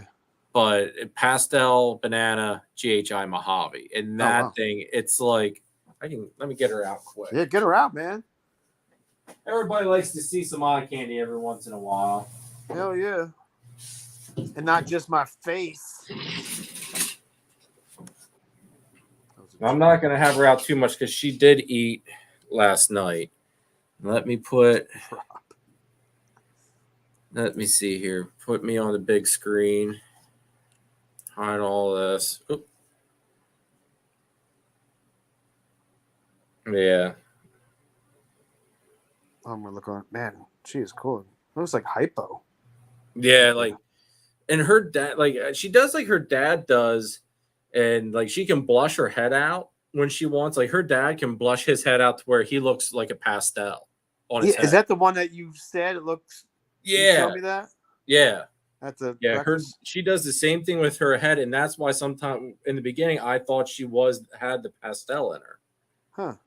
But yeah, she's cool. She's got everybody always says on how like Mojave kind of cancels out the black that the banana brings in. But she's got like 3 scales that have like 2 or 3 black dots. It's not even like a full scales black, but it's like little dots on those scales. Huh. And that's it. So it's kind of a neat touch to her. That's a cool looking freaking animal, man. Dude, I love the green in that room too. Oh, thank you. It's a cool green. Love too how you have. So did you have that room made? I built this. It took me 3 years roughly or 2 years, like 2.5 years, I think. Dude, I like how to build it myself. You have the different outlet heights. That's smart. Well, see, I had the different outlet heights, but when I originally designed the room, it was to be done. I was going to be using like TGR racks. I had figured, starting out, TGR racks were cheap enough. They did what I needed them to do. But then TGR went out of business. The rack department, anyway, went out. So I had to switch, my racks that I was using. So I went with ARS. So now I don't need all these 500 outlets that I have. So now the big joke is that like I'm the outlet king. Dude, it's better to have them than not have them, though. It is. It is. It is massively overkill now. Like it's so overkill. So needless to say, when I do the expansion, I'm not having as many outlets as what I have now. I'm going to thin it out on that end. And this end, if I need, this will probably end up being more like where the carpets are. Yeah. Because I'll need more outlets just to run everything for them. Yeah. So it's probably where the carpets are going to mainly be. But I got to get started on the room. Hopefully this year I'll get started on it. It's probably going to take another couple years for me to finish it because this took forever. It did. As it was just to get it done. because the only chance I have really to work on is after work or on the weekends. And before it was a little bit easier because I didn't have all the snakes going on. Now I have all the snakes. I've got the family, of course. Got a little girl now that I didn't have originally when I had started the snake room. So there's a lot of things that have been added on. And How yeah, old is she? She's gonna be 2 here next month on the Oh 10th. wow. Yeah, I When's have her a 2 birthday? May 10th. May 10th. I'm May 8th, May. baby. My Oh, best really? friend is May 10th. Yep. Oh, no, Best that's friend growing cool. up. Yep. Yeah, Is she hers is May stubborn? 10th. Oh, she's got redhead blood flowing through her. She's stubborn. Like my wife and I, we had always joked that we would make probably the worst child you could imagine because I'm stubborn and I have a temper, but my temper, I'm very mellow until you get me to that point. Yeah. And then I just kind of like boom, explode. And my wife, she can go 0 to 100 at times in the blink of an eye, and you're sitting there wondering what is going on. And so you combine that, and that's basically my daughter. I mean, she's an emotional roller coaster at 2, or all but 2. She's an emotional roller coaster, and she's stubborn. Like if you if she wants to watch something on TV, she tries to tell you. I mean, she's talking. She doesn't talk the clearest, but she'll like tell me she wants to watch Blippy. So I'll pull up Blippy on YouTube, and I'll be Blippy. like, yeah, dude, oh my god, she is like Blippy to no end. I don't even know what Blippy is. You need to Google it after this and just watch like the first 5 seconds, and you'll know what my torture is. It's just torture. But so she'll say Blippy. So I'm going through all the Blippy videos and asking, is this it? You want this one, this one, this one? It's no, no, no, no, no. And here she wants something that's not even Blippy. It's like, I'm doing what you told me. But she started getting. I think that's the female in her, though. You know what I mean? Like, that's the female genetics. It's a perfect storm, man. It is a perfect storm. I love her to death. She's my little princess, but oh my god. Compliments don't end with butts. Compliments do not end with butts. God, Jeremy and I said, gotta watch Bluey, best kid show ever. Bluey. It's Hadley was on this kick. She was watching Luca, which is an animated movie. She was watching this movie called Turning Red, which has this girl that turns into a red panda. Like she hits these movies where like she's obsessed with it. That's all you watch for like weeks on end. Oh, yeah. Several times a day. And then when you get into that routine and you just kind of start tuning it out, she switches it on you. And when you don't follow the switch, she gets mad at you. And it's a perfect storm. Yeah, my kids would do that with like chicken nuggets, right? They'd be like, oh, we want like, you finally find something that they like, Purdue chicken nuggets. You go like 2-3 months. That's all you want to eat. Yep. And then one day, I don't want these. These don't taste right. I'm like, what are you talking about? I don't like these chicken nuggets. Well, what kind do you like? I mean, then you have to get like some other brand. Yeah. I'm like, they're chicken nuggets. You just like them for 3 months, and now you don't like them. You like, not even just, I don't like chicken nuggets. I don't like that brand. I could never keep up. I was always like chasing my tail with that stuff, man. Never knew. It's just kids can drive you nuts, dude. Like this made me feel happy and proud, but at the same token, it drove me nuts too. We had her in the hospital. This was beginning of the year. She got like dehydrated somehow. She wasn't even throwing up or anything. Like it was just she got a kidney infection somehow as well. Damn. And it was just we ended up in the hospital for a night. And we came home. Now, my wife and I didn't eat at all in the hospital. We came home and we grabbed McDonald's actually on the way. And, of course, we were starving. Hadley got to eat while we were in there. She was fine, but we were starving. And sat down, started unpacking stuff, and Hadley starts going, snake, snake, snake. And I'm just like, we'll go down because she likes to see the snakes. She's a snake. And it's like, we'll go see the snakes after we eat. And she just had a meltdown and screaming snakes and laying on the floor and rolling around. It's like, okay, fine, you win. We'll go see the snakes. Down here for a good 45 minutes, opening up every bin, her saying hi to the snakes, touching them, waving, talking to them. And yeah, it's pretty awesome though, man. It is, but I was so hungry. But snakes before eating, bud. Yeah, I really think I was hoping my son Dom would kind of, that this would bring him into it a little bit, and he seems to be kind of yee with it. Like he had his lesser girl is the one that's going to be laying her first clutch this year, and he's happy about that. But all he really seems like all he really cares about is how much money am I getting out of it.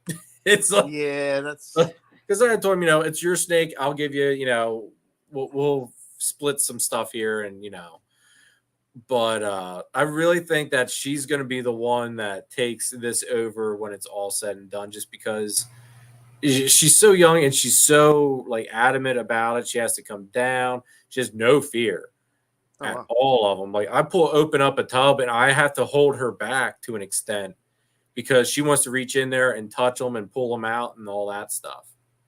That's freaking awesome. Yeah, my daughter, she's like the one that's into him the most. My son, my oldest, who's 18, who like he's lucky he's alive because I just want to. He's a senior, and like you need basically like 3 quality points, like 4, like a 4.0 is like an A is 4 points, like for a class. So basically, if you get, and then a B is 3 in a class. If you get a B, like in the first quarter of a class, you could fail the rest of the year and still earn a credit. He has yet to earn a credit in his hospitality class.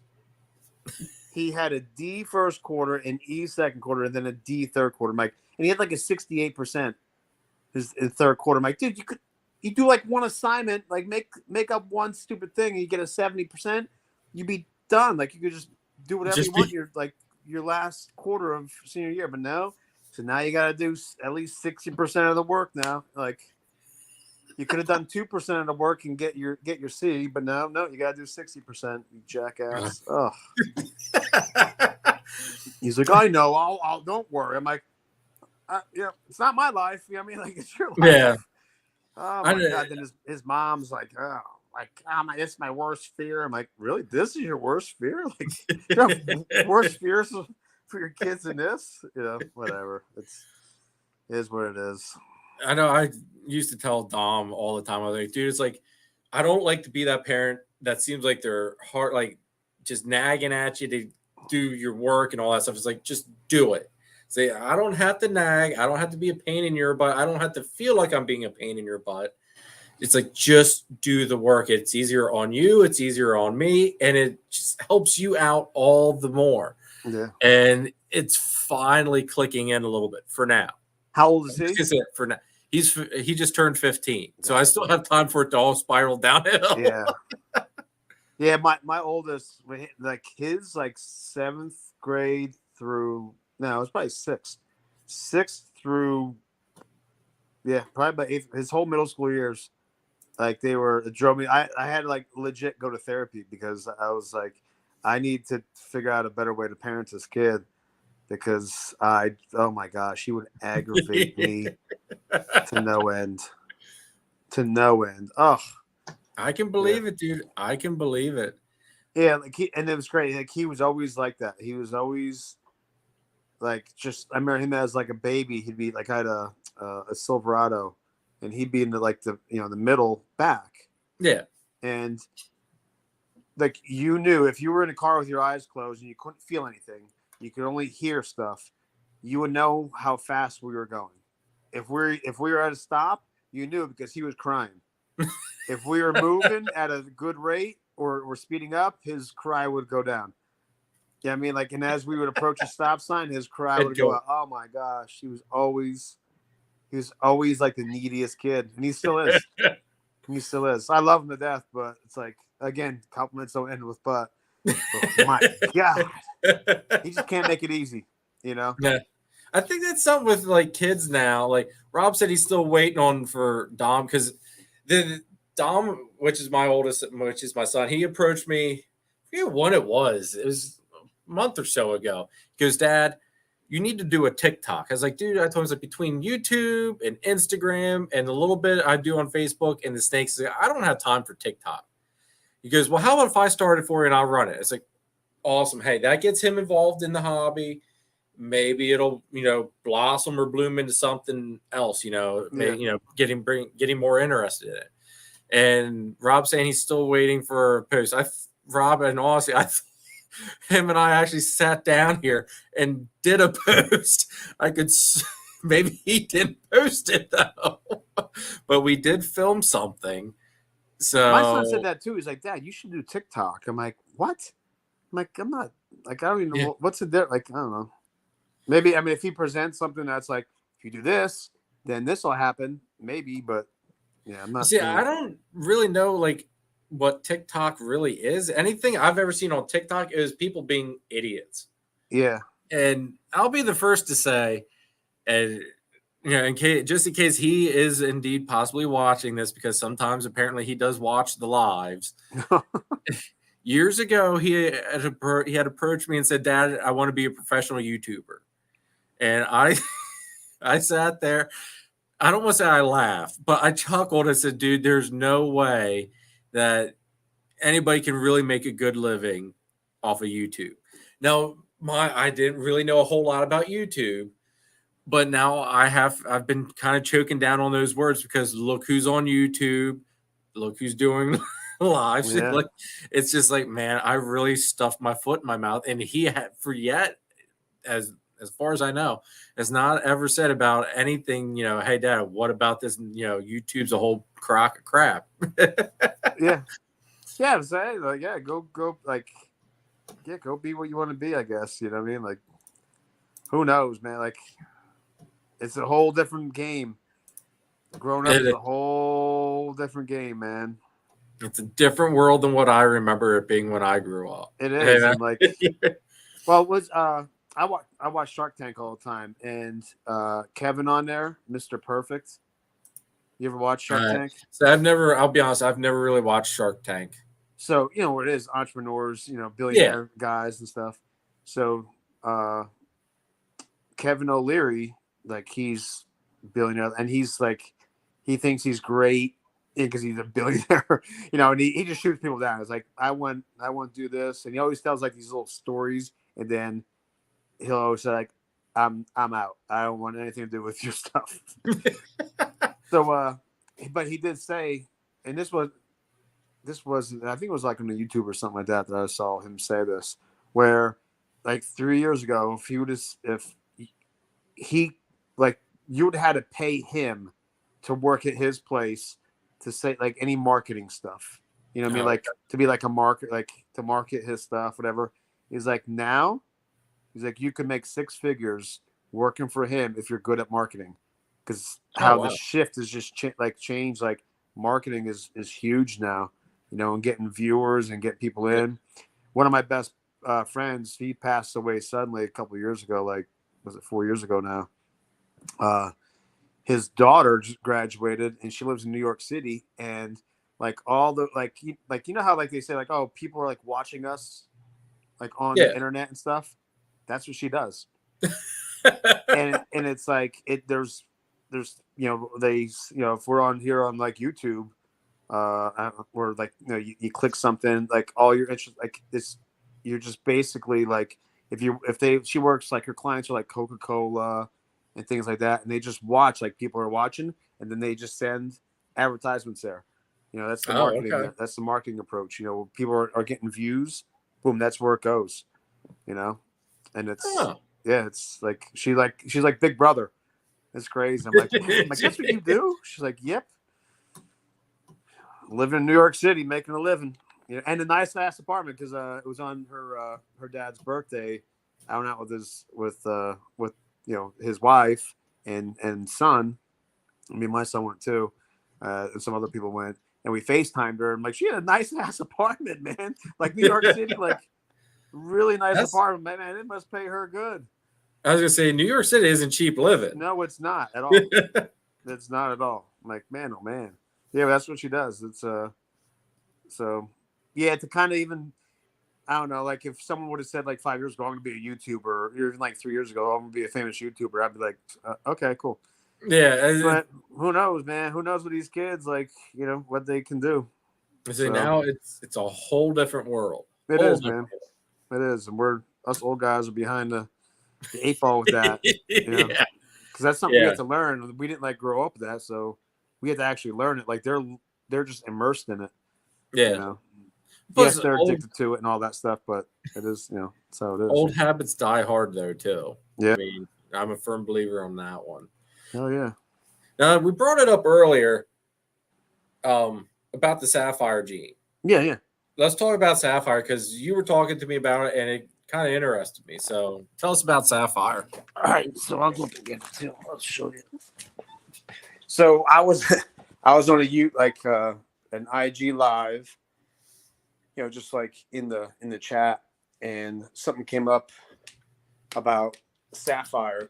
Like I legit like looked it up, and I was like, oh wow, this is pretty freaking cool. Like, so they were talking about it. No, that's not even how it went.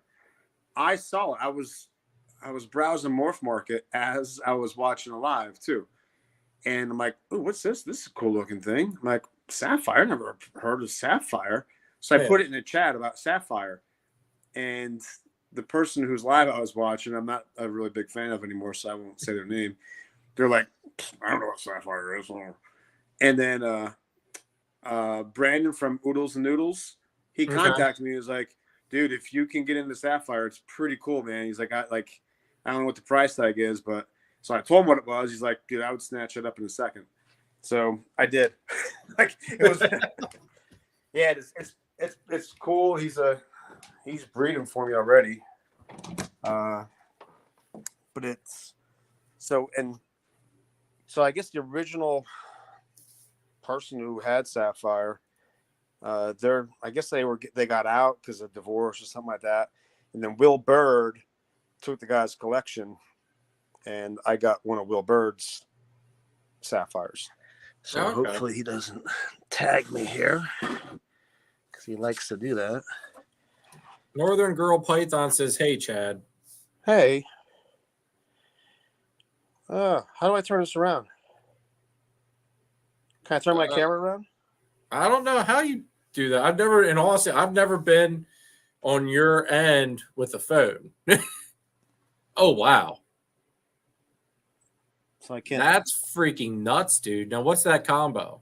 That's just a super pastel Sapphire. That's just a super, holy crap. Yeah, it does some really cool stuff. Like, in the tail, like down by the tail, I can't really tell what you can see. And I don't want him to get too close to my face because he will tag me. Yeah, so I have him paired to wish I could turn it around. Because like the tail is cool too, and it stretches the neck. Like it's just, again, it's really funky looking. I say, yeah, that's a very unique pattern. I mean, yeah, he's a cool guy. That's so I have him paired to a super inchy. And I thought, I'm like, I'm going to make the only pastel inchy sapphires in the world. But then Jerome at No Limit, he had already produced, like his clutch popped out like 2 weeks after I thought of that. So I was already pairing them, and I think she's gravid. But yeah, they're pretty cool. Like he hatched them out. He has pastel inchy sapphires, and they're pretty cool looking. So I'll have to look at it because that there, I mean, just a super pastel there, that was insane looking. Yeah, I think it's gonna be pretty cool and clown.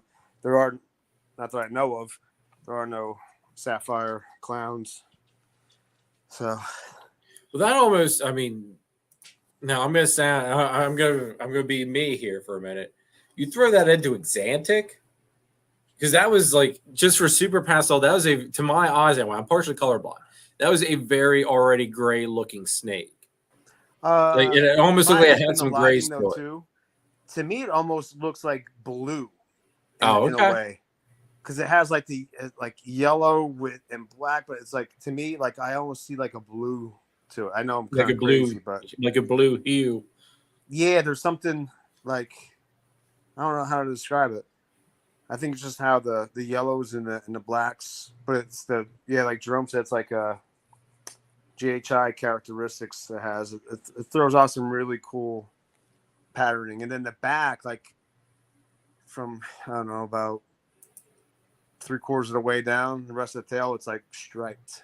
Oh, okay. Yeah, And see, that's. I know you were telling me about it at the breakfast, but seeing it definitely makes all the difference. yeah. Because I mean, I saw that like, and when I looked on Morph Market, it always comes up like the latest, the latest are up there. It was like the third Yeah. one. I'm like, what the hell is that thing? I clicked it, and I was on the fence, and I asked him. I said, "You take payment plans?" He's like, "Well, I'll be honest with you." He's like, "You're the first one to contact me by a couple minutes." He's like, "I have like 5 or 6 other people," and before he said, "Cause say anything," I'm like, "I'll take them. No Yeah. payment. I'll take them." He's like, "All right, cool." So, yeah, but Jerome is the one. He's like, there are sapphire het clowns produced. Yeah, he has them. Jerome does. He has sapphire het clowns. So Now, what does a sapphire run? Just ballpark. over 1,000. Okay. See, that's Yeah. not bad then. Yeah, I mean with the combos, how much You you start, add each start combo. stacking and stuff, but that's not bad though. That's acceptable. Yeah, I mean for like, I want to see it in some like obviously clown. Like Jerome's gonna probably be the first one to hit it in clown and stuff, but that's I think it's gonna be really cool in clown. Yeah, really cool. Like, yeah. That there, I think that's gonna throw some crazy looking stuff. Yeah, I really think so. And who knows what it does in Pied? Like, you know what I mean? Like, I think that's the coolest thing that we do. Especially when like every Friday you see those Netflix come out with Justin. You're like, all right, what? Like, obviously he's going to show us something that we never saw before. Most of the times, like I think that anticipation. Like writing out these, what you can hit. And I'll tell you what, I focus on that more than like. And I'm not saying people are wrong for it, but like for me, I'm gonna put out the energy of like, all right, this is what I can hit. This is like I'm putting that stuff up. Like I want to hit this. Yeah, that's what I'm shooting for. Yeah, you got to think about what if you do miss, but that I'm not like that's like tertiary in my whole thought process of like, oh, if I miss, what am I gonna hit? Yeah, no, I try to go for the positive. What's the best I'm going to hit? Yep. Like because life beats you down enough. If you have that positive thought, that positive energy, I like to think that it's going to pay off at some point. Yeah. No, I think so too. Yeah, Jerome saying about the sapphire, I think it'll look like GHI clown with more dorsal flaming. I totally agree. I think it'll really functify that dorsal, like get like speckling and things like that. Which that'll be sick looking. That'll be sick. Yeah. Jaffe just hopped in. What's up, Jaffe? What did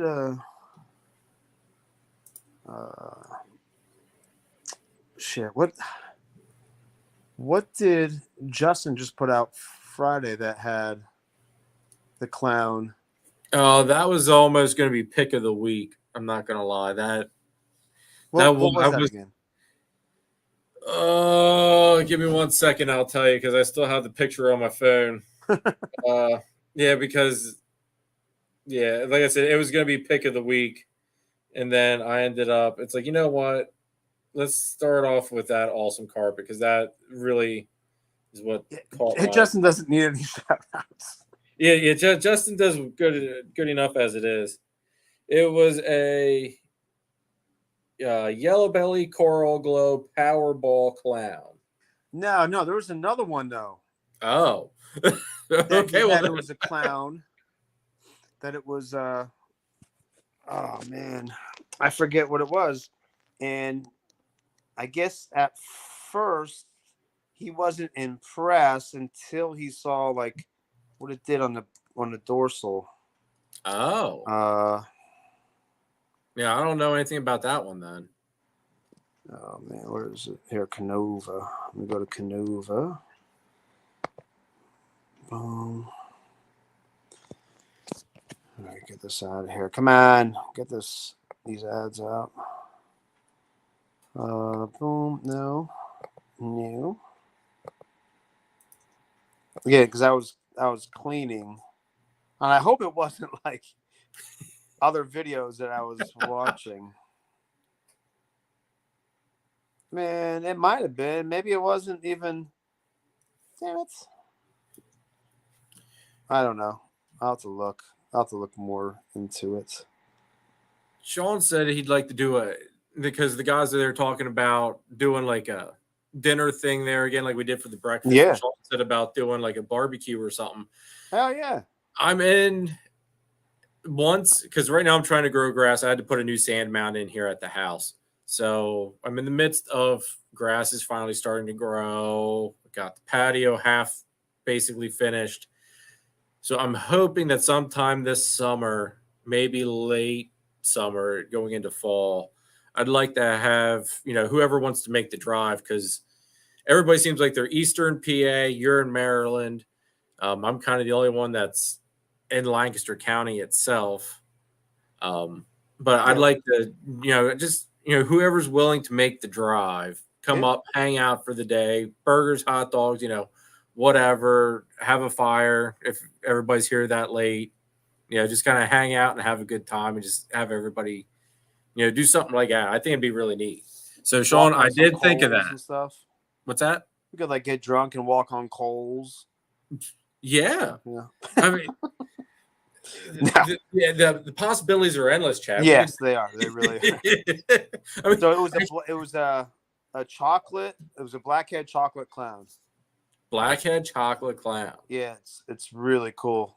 Here I'll turn it around.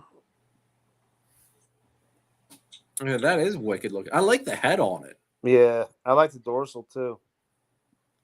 That is just a wicked looking animal. I'm not gonna lie, that is wicked looking. I knew I had seen it. I'm like, and it wasn't like anything I think too crazy, but like blackhead and chocolate. Like I think it's really cool. And I think that's something that'll get better too, because I have a chocolate upstairs that came out. That was like one of my first clutches, and it was it was produced. The mom was our first snake ever. Oh, okay. So, from a Petco special, I got this awesome chocolate because I had a chocolate spider. And I have chocolate spider female upstairs that's going to someone.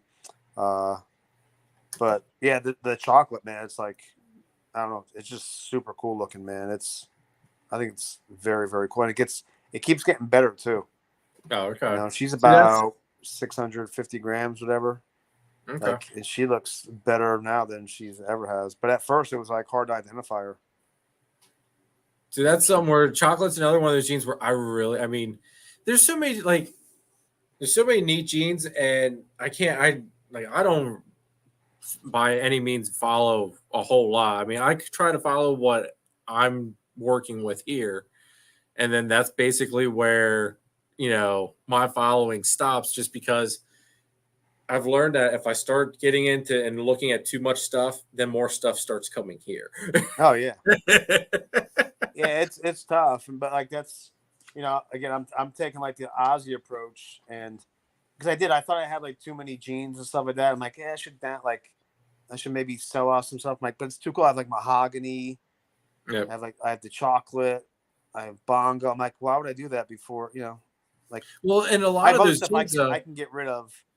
And then, but I want to get them into certain things in the codoms and and recessives. So I'm not. I like the diversity that I got. Well, a lot of the your bongo. I mean, was it Garrick the Meyer? He's big into the bongo clown stuff. Yep. So I mean, that seems like the bongo's a fairly new thing. I could be wrong. Like there's just a lot of those stuff where it's not been tapped really yet. Yeah, And I think, and you're kind of on like the front of that, especially with that sapphire. I mean, you're like right there on the beginning, the tip of it. Oh yeah, yeah. It's I'm happy. I am. Like it's yeah, like impulse buy. Like it was crazy, but to me, I was like, damn, like because I always say like produce stuff that you like, and I saw that. I was just like blown away by it. I'm like, this is really really cool, you know. And again, of course, like the more stuff you put it with, like it's gonna even look better. So I think just seeing it in the super pastel form, like yeah, it's super cool. But imagine some other stuff like Let's see. in the sapphire bongo, sapphire chocolate, like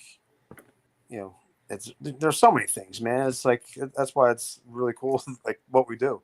Well, I going through those jeans you were listing, I'm thinking like with how crazy that it already made that pattern, throw something like acid into it or who knows fusion or what static, which part of whatever you want to call that complex there, throw something like that into it, and I bet you, I mean that's got to be something just out of this world. Oh yeah, totally agree.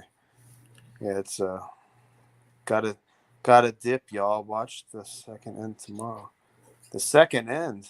Oh, watch the end. I saw the two. I switched it all in there. I got threw it all in there. See, Chris, I should have wore his shirt. I have it over here. I should have wore it, but we'll see. We'll just have to have you on against you. That's right, man. Sure, I'll do it. Because I know for a fact we're not going to cover everything I was thinking we would be able to cover. But I kind of also figured we'd be really just sitting here shooting the shit as it is and basically like we're doing, and figured we'd hit what we hit, and there can always be a round two. Yeah. Did you get Ozzy yet? Dude, all right. I was talking with them because after I bought that high intensity Orange Dream Enchi girl, I was picking his brain about the high intensity stuff. Just so that way I knew what direction to go with, what was better to do with it and what not to do. Because my main thing was, can I pair it to Orange Dream or should I try to keep it separate, all on its own? Yeah. And talking to him for a little while, I said, hey, I do a live stream on my YouTube channel. Could I get you to come on? He said, yeah, sure. So I told him, the months I was looking for at the moment. And he said, well, let's do in July. I was like, freaking awesome. I got Billy, for May and John Dog. I had to confirm it again with John Dog, but he's supposed to be like the 15th of May. Wow. So, got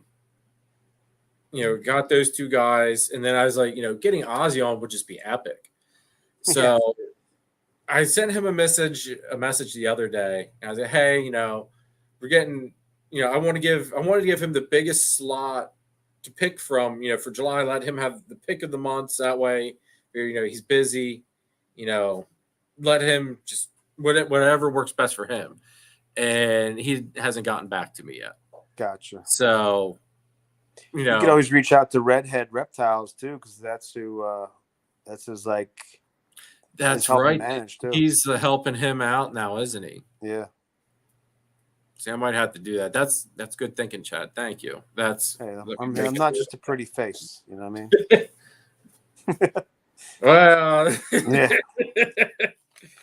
Let me make a note and here. As Breaking Redhead Bad Reptiles is on the back here on my TV, my kids at school are like, "You're like the guy from Breaking Bad." I'm like, "What?" I had never seen Breaking Bad. Like, I know what it is and all that stuff. You look like that guy from Breaking Bad. I'm like, oh, okay, I guess. And then my son had said that too. I'm like, all right, zip it. I'm gonna be looking like some old guy. Now, dude, I think you're older than me, and I don't see any gray in your hair at all. And there's grays in that mofo there. But it's not up top, though. It's not up top. See, I've got some in here. I've got like a Mr. Fantastic going on here. My mom pointed that out. Dude, I have like one. This is crazy, man. This is so weird on here. I have like one hair I can see like in the light sometimes over here, a gray, and then one on this side, kind of like how you have it, man. I'm like, all right, I got you. How old are you? I'm 35. Yeah, I'm 46. See, I'm jealous. I've done something wrong in my life. You know what I mean? See that? But I'm That forever 15, man. see, Forever 15. I will not grow up. I think I blame my job. I blame my job What do for you all do? my gray. I do construction. I get driveways and parking lots ready for paving. Oh, nice. So I run a skid loader with a milling head on it. Mill through blacktop, remove blacktop, all that fun stuff. That sounds fun. Well, it is sometimes, but there's other times where my coworkers or my bosses just make me want to scream and yell. And Oh yeah, well, so do mine. I told my boss, guess it was the beginning of this year, I think. I told him, I was like, you've got me for about 8 years and then I'm done. And he looked at me kind of like, that's an odd number just to throw out there. I was like, 8 years and this hobby should be doing what my job does income wise for me, if not more. So it's like at that point, I'm calling it quits. I'm going to do something that I enjoy, something that's not going to kill my body at the same time. And I'm just going to enjoy the second half of my life. Yeah, for real, man. That's about where I am with teaching. Oof. It's a cluster. What age group do you teach? High school. Oh God. Basically ninth grade too. So it's like middle school plus, man. You're teaching like kids like my son then. Yeah. Where they have like no idea. 15. Yep. They got no idea how to think. Like they're still like, if you think about it, they're like 3 years away from elementary school, 4 years away from elementary school. Because I still think of them as like eighth graders. Yeah. Like they're 4 years from elementary school, but 4 years from like real life. So they're like smack dab, like in the and they have no idea. Yep. They got no idea. I keep telling my son, it's like, dude, it's like I try to give it I try not to scare him about the real world. But at the same token, I try to give him hints of what the real world is like. Yeah. And the one thing I've always tried to tell him is, I don't know if you're a Rocky fan at all. Hell yeah, I'm a Rocky fan. But I think I guess it'd technically be Rocky 6 when he's giving his son that pep talk out in the middle of the street about how hard life is. I've never seen it, but I've seen that speech on YouTube. And I try to instill a little bit of that when I tell him about stuff, and it's like it's really true.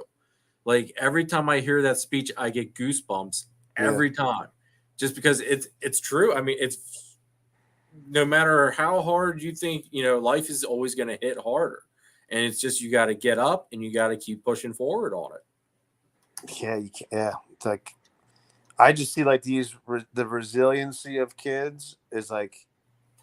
And it kind of, I don't want to say it happened overnight, but it kind of did. Like, I don't know what happened. Like they just like, it's like zero resiliency. There's so many kids that would have to go down to guidance and this and that. Like last week alone, I told like 4 different girls. Well, no, one girl was the same. So 4 different occasions though, like 3 separate girls. Like boys are gonna cheat. They're going to cheat on you. So you're gonna have to get over that. Like. You're dealing with 9th grade boys. They're going to cheat on you. Like you're crying because they cheated on you. They're going to cheat on you.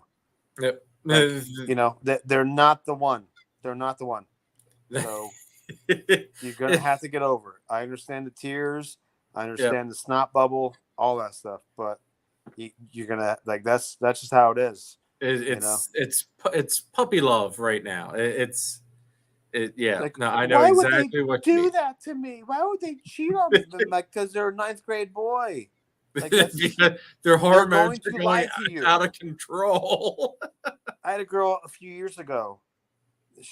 She's in class crying, and I go over to her. I'm like, "Are you okay?" She's like, oh, "I'm fine." I'm like, "Do you need to go out in the hallway and talk? Like, are you all right?" She's like, "Oh, all right, I'll talk in the hallway." I'm like, so we got in the hallway. She goes. I said, what's going on? She's like, well, I took some pictures from my boyfriend. I'm like, hold that in that time. No, stop. We're going down to guidance. You can tell them. Yep. And end of story. We're stopping. She wanted me there with the guidance counselor because she felt comfortable with me. So I just Well, see, that listened says to a like lot how about she you took though it. as a teacher. What's that? That says a lot about you as a teacher though, that your kids feel like that with you. Oh yeah, That they want you there. I'm pretty honest with them. Like they know, like whatever I say to them, like I tell them that they're annoying. I tell them when they're doing good and awesome. Like I don't do like You don't do the sugarcoat. Yeah, like Dean Smith would call it like the coach for North Carolina. Oh my God, what would he say? Oh my God, what would he say? False compliments. You know, like if you tell someone that they're doing good when they're not doing good, like when they really are doing good, they're gonna be like, "Oh, you told me I was doing good when I sucked," you know? Yep. Oh, shut up, Bridget. God. You know, and so this girl, we're down in guidance, and this girl's telling me, like, oh, I took pictures, and he said that he wouldn't show anybody. I said, first mistake, one, taking the picture, two, believing that he's gonna tell. He's gonna tell and show all his buddies everything that you guys do. He's telling all of his buddies. Yep. You know, because that puts him higher on the totem pole. What we do is between me, you, and all my friends. That's the 9th grade boy mentality. You know. Yep. So that's how it is. So teach high school. Dude, and I don't even say 9th grade because I have like kids who are like are in 11th grade, and we have them for the second time in algebra, and because they had someone else their freshman year, and then they failed them, and then they failed us last year, and now we have them again. Yeah. Yeah. See, I don't know how you do it. I wouldn't be able to do it. I mean, my mom always used to tell me I would be good, like doing like special ed stuff like that. Yeah. She said, Jeremy, you have all the patience in the world. Like she always told me I was so patient. I was like, you've never really been around me that much, have you? But it's crazy. Out away from home. I have a lot less patience for adults because I know able-bodied adults can do stuff. My special ed kids, like my lower, capable. I want to say like lower IQ special ed kids. Yeah. You expect less because they know less. You know what I mean? It's like I don't expect the same thing from a 5-year-old than I do a 18-year-old. You know what I mean? True. Yeah. So when they're, mentality or their IQ and EQ are lower, I expect. You know what I mean? Like, so I don't expect as much. You know. And be like, oh, you're so patient with them. Like, I know because. That's why I get pissed off at you because you're not patient with them. You know what I mean? Like, how don't you get that they're not going to get certain stuff? You know, and just because you show them 15 times, the 16th time they're going to need it again. Yeah. You know, it's. Ugh. No, I hear you on that. That's crazy. All right, back to snakes. Ball pythons. Let's go back to our balls. What type are your recessive projects? What are some of the recessives you're working with, and what direction are you planning on taking them in the future? Just different codoms in them. I got the clown pides, pides. G stripe I'm in, Ultramel. This is crazy. I have to freaking look. It's actually an awesome thing you have to look though. It's even more. Yeah, no, but I got like on paper, and I got hypo. I got DG. I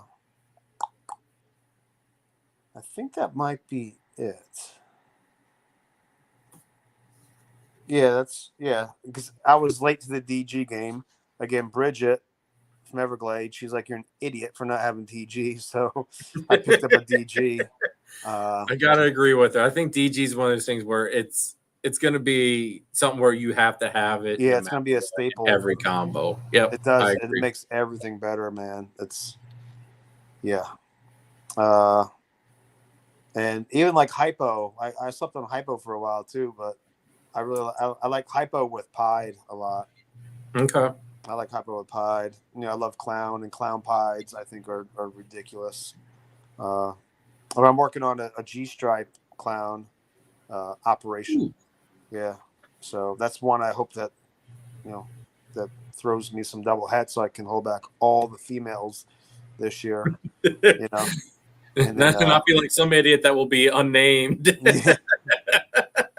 But hey, man, it's like I was gonna sell one of my clown, combo clown females, and Hardy was like, "Don't do it, don't do it." I'm so glad I didn't, because like, it's so the one I thought was the best one is actually second best. I wasn't gonna sell either of those two, but even like the third, it's pretty cool. And I didn't know there was blade in it too. And I think the pastel het clown, I think that's the one that has blade. So yeah, it's what, like, because obviously you're thinking about triple recessives in the very near future, if not already. Which three are you thinking about combining for the triples? I would do, like, again, it's gonna depend on. I just want to, like, I don't think there's an ending game to that. So just eventually just mix everything at some point in. Yeah, because I have the Ultramel, double hat, even though it's not 100%. The Clown Pied. Then I got the DG Hypo, DG Hets Hypo Clown. They're both 50% hets, but I really want DG in with the Clown Pieds. Like, that's okay. I think that'd be ridiculous. I think that's super cool, because I think Clown's my favorite. Pied's probably my next favorite recessive. And then DG, I think, just kind of it just makes everything better, man. And so I think DG, like I said, I mean, it's like you said, it's going to be a staple. I think. I mean, it makes everything better. It makes the contrast of it all better. I mean, I don't see any fault with it at all. Why you wouldn't want it? Yeah, like, there really isn't. Like, you see something that's like awesome, like Codoms, like 3 Codom, or it's a really strong 3 Codom animal, and then how can that get better? Oh yeah, if it was DG, like, yep, because like in Clown, like, and you almost like know what it can look like too. That's kind of the cool, like, cheat code with that too. I think they can, like, you pretty much know, like, what you're gonna get. Like, it's gonna brighten it. It's gonna be bold with the blacks. It's gonna be brighter. Like, or a Clown, like, it might not look good in Clown. Something might not look good in Clown, but DG, man, it's like, I haven't seen one thing that doesn't be like, it's way better. Oh, one thing too, I forgot to tell you, I got LSR Fire too. Ooh. So I don't have that yet. You were telling me about that story. Yeah, you told me about that at the breakfast. So I got lucky. Yeah, James Bergman at Bergman Reptiles, he's gonna be sending that boy up here soon. Firefly, LSR Firefly. So that'll be going to some things. Well, when you start throwing that into some stuff and you start releasing stuff, that's one thing I would like to add at some Hell point. Yeah. That's why I think, like, having that breeders breakfast and stuff, and getting close to people here, like, in your close proximity. Yep. I think it's vital, man. And, like, it's not how it was like 10 years ago. And I was not around 10 years ago in the game, but you hear about it all the time. Like, everything was like secretive and you didn't want to share. I think sharing, man, I think that's the way to go, man. Like, if I got something that you could use, you got something I could use, we mix and match, like, and like, again, like my GHI Yellow Belly double hat male he's down my buddy Jim's, I trust him. Again, I wouldn't do it with people I don't fully trust. Well, yeah, no. I completely agree with you on that one. I mean, if I'm sending an animal to be with you, or you're sending one here, vice versa, however you want to do it. Yeah, there's definitely got to be that trust there that person's going to take care of that animal. Yep. And I think actually someone was whose channel was I watching? I think it was Gershon, the GP sponsor of the episode there, GP Snakes. He had sent a male to one of his buddies or something like that to use into a breeding project, and the male died, but they got a clutch. And I think that guy, how was it? I forget if he bought. I think he went out and bought Gershon a female to replace that male. Yeah. So I forget if he bought it or if they hatched one and he sent that. I forget. But yeah, that's like But the still, right I thing mean, to do. yeah, I mean, it's just the guy didn't even have to be. No one had to say anything about it. The guy just, Yeah. nobody knew what happened, but here the snake was in my care. I'm making it right, type of deal. Well, it's ironic you bring that up because I got the DG male, which was 50% het clown, Okay. right? So I was getting that in with another snake from someone else.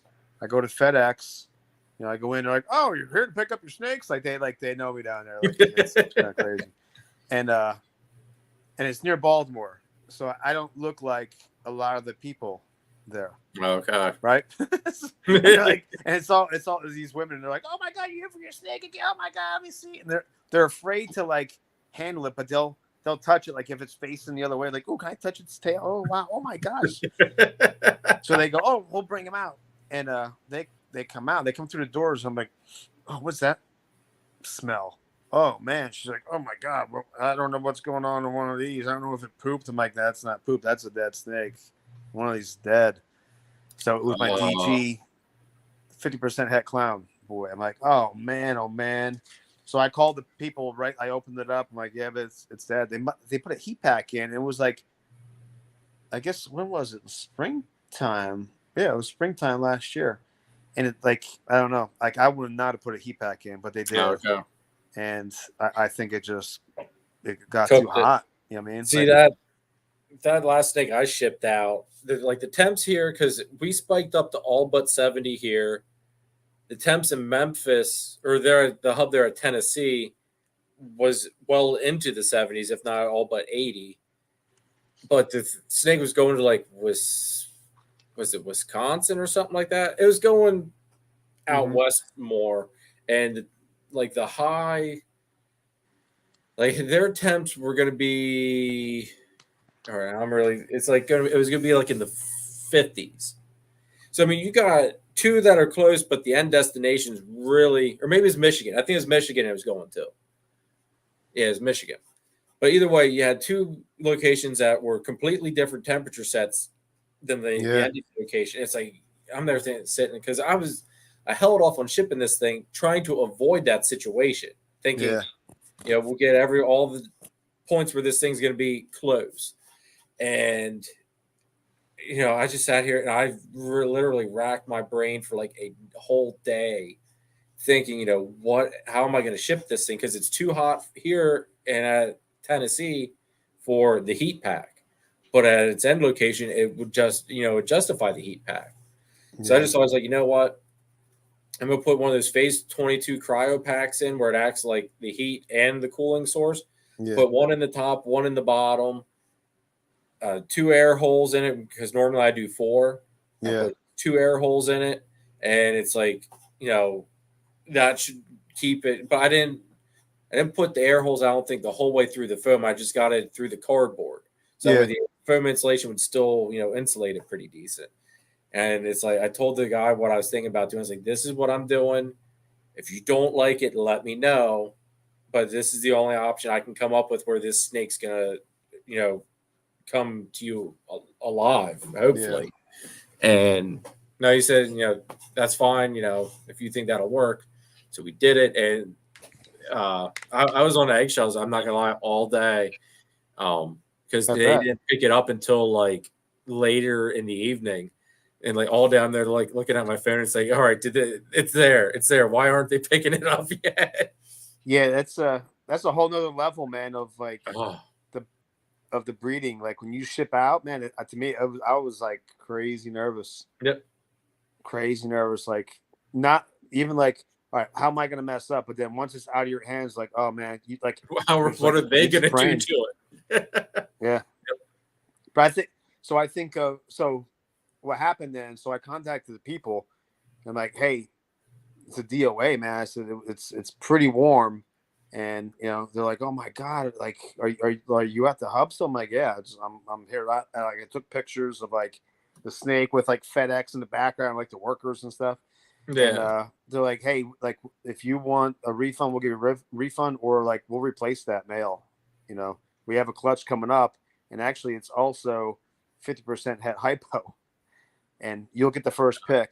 So I'm like, shit, all right, yeah, I'll do that. You know what I mean? So they replaced it, and then even I think doubled it. You mean they had another possible recessive in there, and they gave me the pick of the first, like I think it was male heavy. It was like 4 males I could have picked from. Oh wow. Oh yeah. So it was, it was super what they did. I forget I forget their freaking name too. I'm terrible with that. Oh, but so thinking of like Billy with his whole tarmac situation where he had like frozen snakes out in the tarmac. Yeah. And they came back.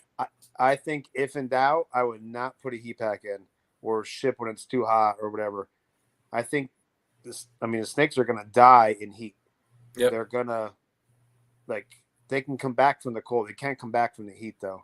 Yeah. Overheating, they're gonna cook. You know, so I think it's on the cooler side. It's better. Well, see that's kind of what I was like. You know, I went with as well because I remembered that whole situation with Billy, like you had said there, and it's like, well, those cryo packs are supposed to keep it in. It's like low to mid 70s. Yeah. Because like as long as I'm not poking holes the whole way through where it's getting a crap ton of airflow, those 2 packs should, you know, balance it out decent anyway. Yeah. And the snake made it alive. The guy was super happy with it. Awesome. He actually goes, this is the, you know, most beautiful normal I've ever seen. Because for whatever, like that whole clutch was just really amped up. I don't know if it was the double het doing something probably, but I mean that whole clutch, it was just really, everything was kind of on a different level. I'll say that. That's sick, man. Awesome. Black Tie says they had a snake get lost in Indianapolis for 7 days and it made it to me alive. That would drive me nuts. Oh yeah. So Black Tie Royals, that's CJ, that is Swamp Water's girlfriend. Oh, okay. From earlier, that was what I was talking about. Yeah. Thomas Saz. Yeah. Thank you. Yeah, CJ, man, she's like one of the first people I actually ever like talked to on her. Okay.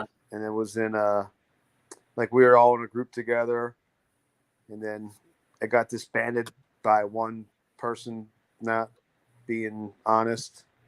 It's crazy, man. Like, ugh, just weird. Yeah. It's really weird, but yeah, it's all good. Yeah, CJ's awesome. I've heard you, CJ, for tuning in. Yeah. And for anybody that's new to being in here, I mean, I know a lot of people have jumped in from Chad's side, so feel free to hit the sub button for me, and everybody make sure you guys hit the sub button for Chad and follow him on Instagram and all that stuff. Yeah, you all of his info is going to be in the description. And feel free also to go back to the beginning, and you guys can watch the sponsor of this episode, which is GP Snakes. Gershon's doing a lot of great things there, so feel free to go check him out. I said earlier, I think I did screw up and not put his info right now in. So after this stream's over, I'll be plugging that into the description. Working out the kinks still. We're working out the kinks. Let me see. No, you have all their stuff in there. Do I? Yeah. Awesome, then. I win. I did it right. Sponsor this episode, GP Snakes, and GP Snakes social media. It's on there. Okay, awesome. All right. Then I did it right then. Okay. See, sometimes I do things I don't even realize I did it.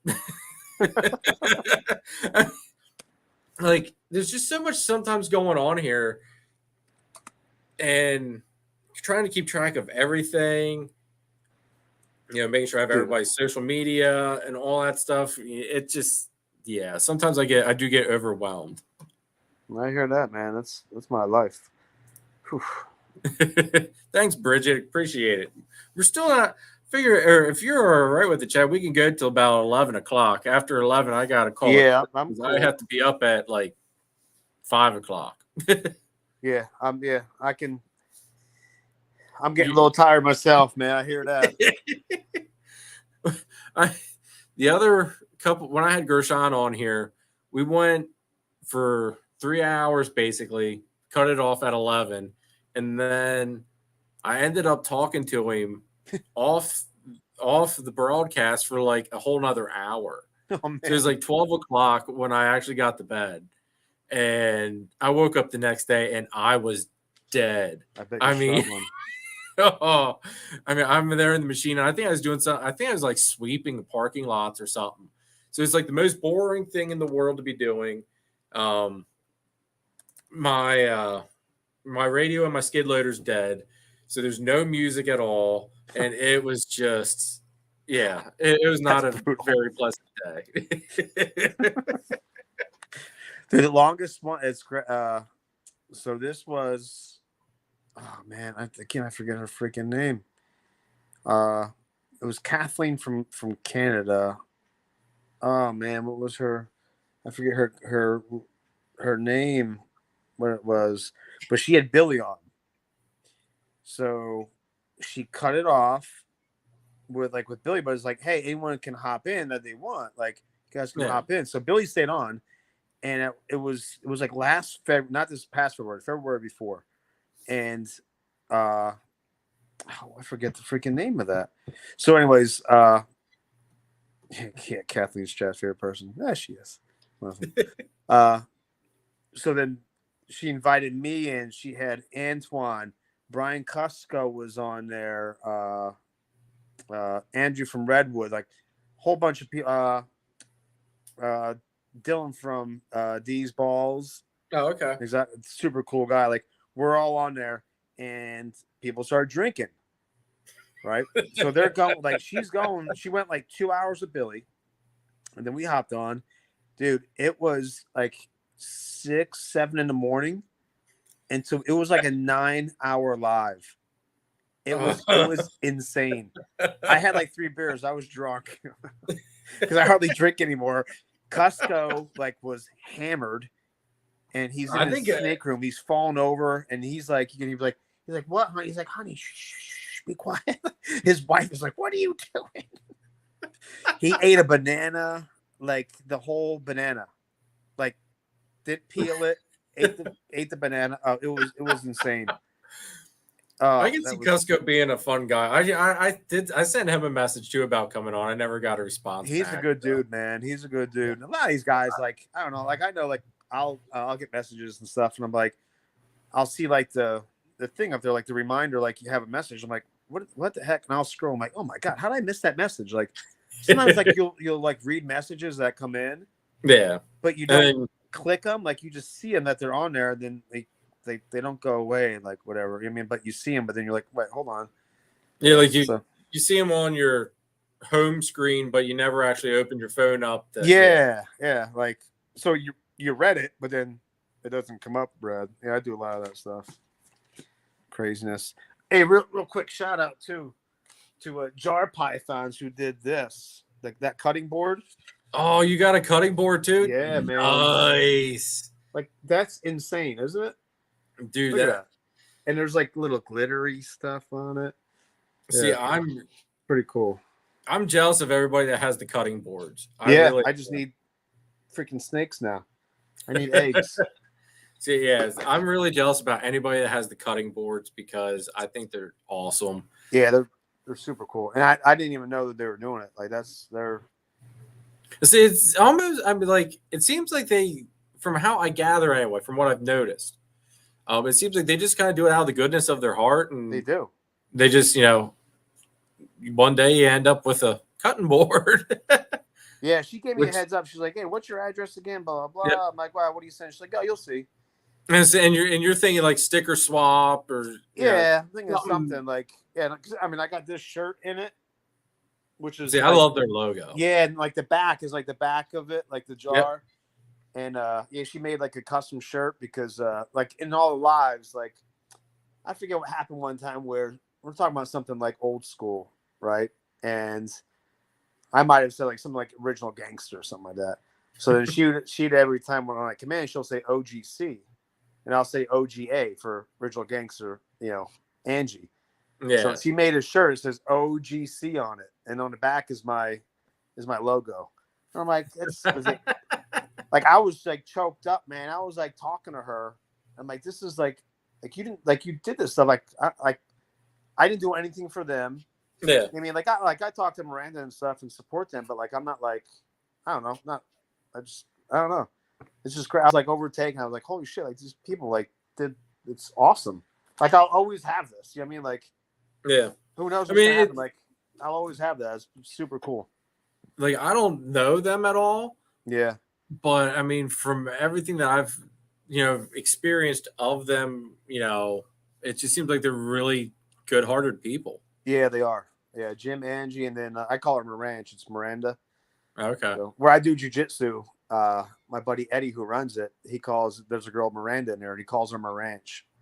So I just stole it off of him because I have a student named Miranda too. I'm like, Miranch. She's like, why do you call me that? I'm like, I don't know. My buddy Eddie calls someone Miranch, whatever. So I call her that. So, that's funny. Yeah. Yeah, they're super awesome people. Oh yeah, Phil said he won a jar Python giveaway. It was awesome. Look at CJ Black Tie. She's saying I told Saz he needs to order me one. Like bossing. I mean, like bossing around. Like, come on, CJ. Don't be bossing around. They actually live so Saz or Thomas Swampwater, they live in the swamp. Like they're down in Louisiana and they're out. Wow. Like I saw on their Instagram that they're out like fishing, but like it's swamps and they see alligators and stuff. Like it's like crazy. That would be awesome. Yeah, it would be cool. I'd be scared though, man. I'll be honest with you. Ugh. That's like a fear of mine. Get taken down by an alligator. Dude, yeah. It was all right. This has really nothing to do with the alligators, but a friend of mine and we always talk about like you see the pictures of these whales coming up and eating, fish off the surface or whatever they're getting off the surface. And we said to him, I wonder how many people have been accidentally eaten by whales. Right. And a week or two after that, didn't a video service of this kayak getting swallowed by a whale.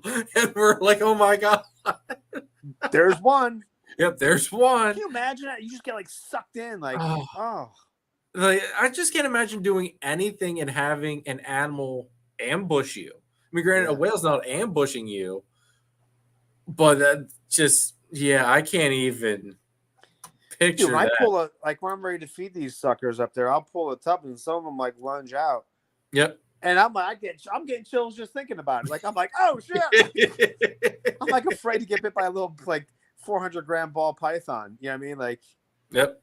And they're like, it's funny. Like, I'll watch Billy and stuff, and he like when he do the cuttings, and he'd be doing updates, and like they'll be nippy, and he'll be like, hey. Like, I'm like, I totally get it. I'm like, it doesn't matter how I don't feel so bad then being like a big puss. These things are coming out like. That's like it doesn't hurt getting bit. I mean, it's the shock of it. Yeah, like it's your natural instinct that you just don't want to get bit. and I don't know. To me, like they like because snakes are. I think the part of snakes that are cool is like they look like they're vicious. You know what I mean? Like they look like they're steely and like. Yep. You mean like they're like no nonsense? You know what I mean? So when you see this thing like like coming at you like you don't want to get bit by it. Like unless you're like just I don't know. I've seen people do that. Like they mess with it and get bit. I'm like I don't know why you would do that. Like, no, I don't try to. Yeah, I don't try to entice them into doing it. No, I don't want them to hurt themselves mainly. I know. I mean, like, that's just. Yeah. I don't. Yeah, that Sapphire boy, he got me. That's probably my last spot I took. So I was like, that little, just feel like little needles and like little pins, but like, still, God damn it, like, that little sucker. I think the last one that got me was my Xena there in my carpet. But like I said, I mean, we were on a tradition where it was like anywhere between 5 to 10 bites of handling, and that's ridiculous, man. I mean, my hand would, until we were done. I mean, my hand was just all bloody and. Granted, you wash it and all you just see is these little red pinpricks. It's just like, well, I guess it could be worse. Yeah. You ever see those guys who they take those like bites from different things? Oh yeah, I forget the what the bites name and of the it is. stings and Well, so yeah, they have that guy, and then that's a singular guy that I mean, like, ugh, the thought of getting like stung by a wasp and stuff that kind of freaks me out. And he does it like with these other insects, and it's insane. But then there's these two guys who were doing it where they got bit by, I think it was like a retic, like on the arm. It might have been, was it a retic or Burmese? I can't remember what it was. I think it was retic. Dude, it was like razor, like it was like the cuts on their arms. I could be wrong, and someone could like correct me, but like it was pretty freaking bad. And they said that was like the worst bite they've ever. And they did like snapping turtles and shit like on their arms. yeah. They said that The retic. that snake was the worst. Sheesh. Yeah, because like the intensity of the bite, I guess how sharp it was, and then the after effect was just like with the bacteria and stuff that gets in there. Like their arm blew up like crazy. Oh, Yeah. that makes sense. Yeah. Now I've had this question starred for a little while, and I'm not gonna lie, I kind of forgot about it. But what's your criteria for holdbacks? Oh, my criteria. I don't know. If I like it. You know what I mean? Like I legit have going in like with each pairing that I make is pretty intentional. You know, and like I want to hold back like that GHI clutch I'm having. I want a GHI clown male. If it's GHI yellow belly, even better. Yeah. You know, I want a GHI clown male combo. Like that'll be my one holdback. This year I'll probably sell the females. You know, the visual females I'll probably sell. Oh, okay. Again, to put to something else because I have three grown up. Yeah. You know, and I'm gonna be making some other GHI stuff. You know, but having that male, I can get GHI into clown stuff as well. You know what I mean? So yeah, I really would like a male. And it's funny, like to keep going on about that real quick. So I was like, well, that's kind of stupid for me to hope for a male where I could hope for a female, get a female, and then sell her, and then buy a GHI clown male. That's However, that 50% het hypo is the little asterisk because there's none with 50% het hypo. So, and I would really like that. You know, I'd like to at least have that out there with the hypo in it too. So,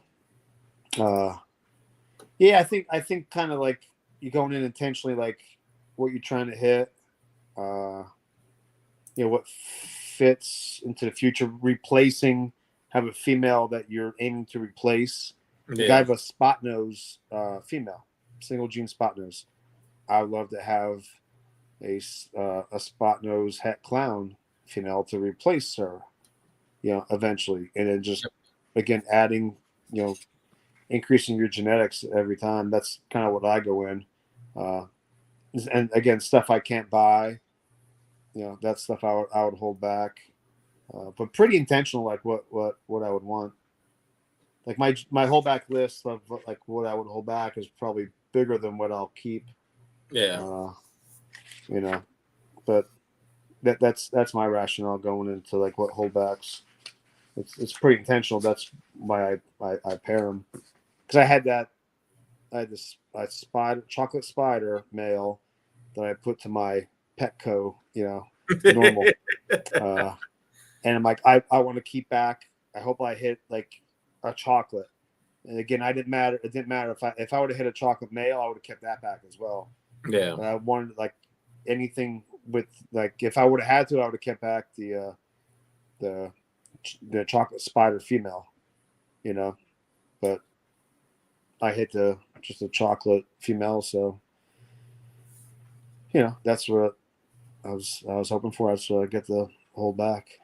So I know for me, like I always go with what's going to progress my next projects for the holdbacks, but then also like if it's something that I really really think is just beautiful and stunning, it's probably not the most business savvy way to do it, but like I made a orange dream bumblebee.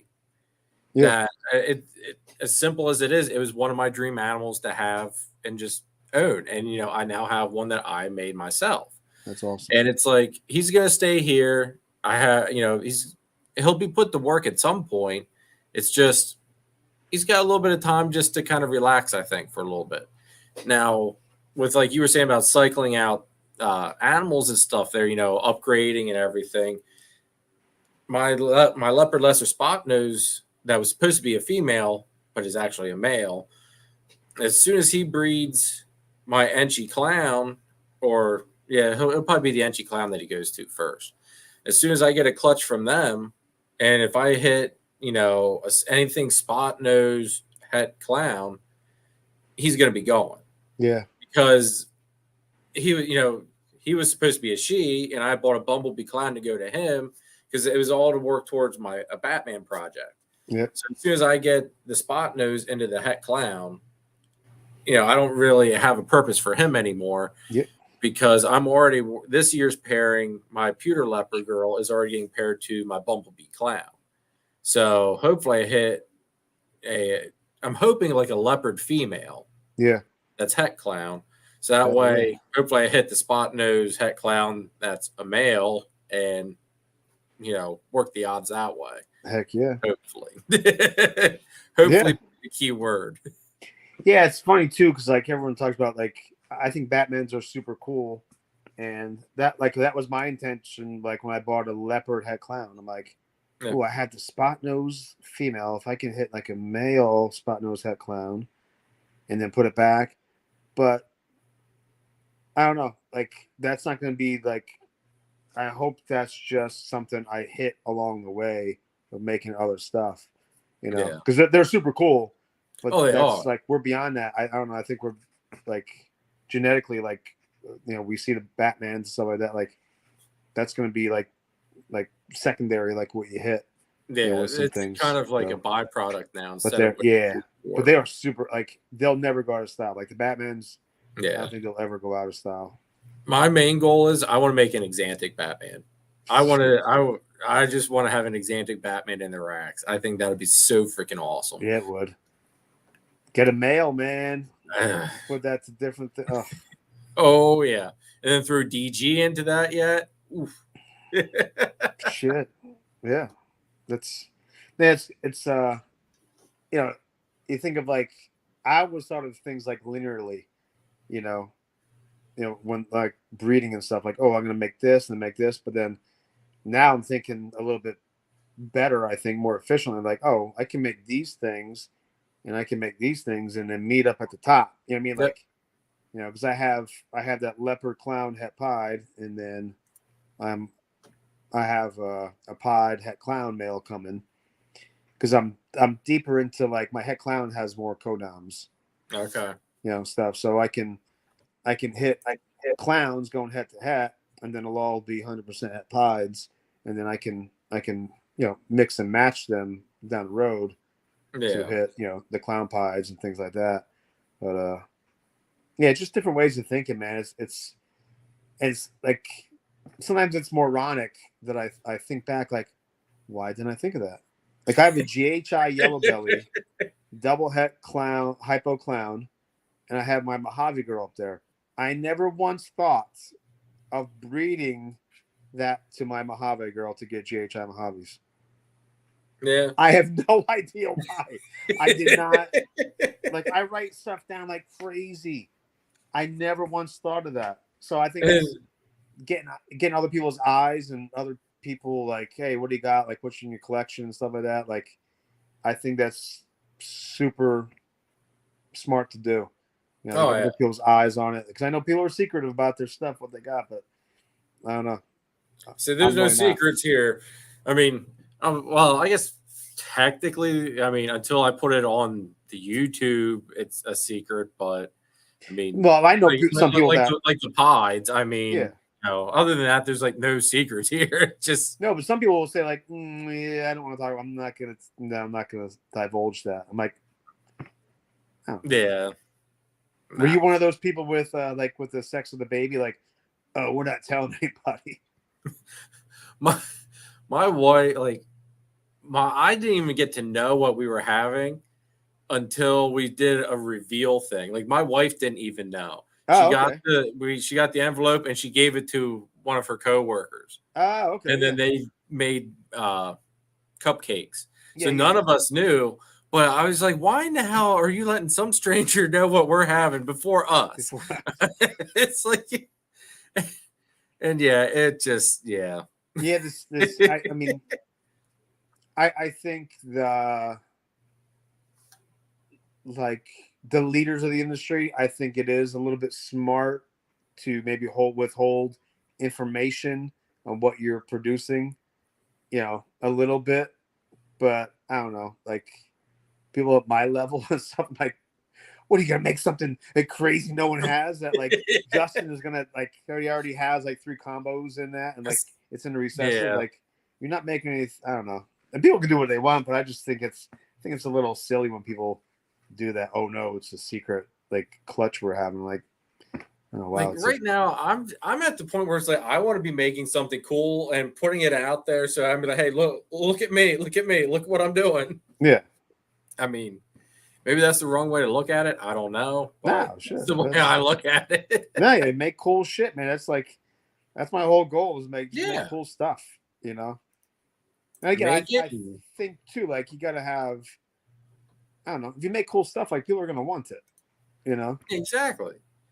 So Like it's advertising to an extent. People see it and they're like, hey, I want that, and then they're going to come to you because you're the person that they last saw throwing it out there. yeah, I agree. I think too. I'd be remiss if I didn't say this too, because my ex-father-in-law, I still call my father-in-law. He used to sell cars, Okay. and he worked for Toyota. And every year they go out to Hawaii with Toyota.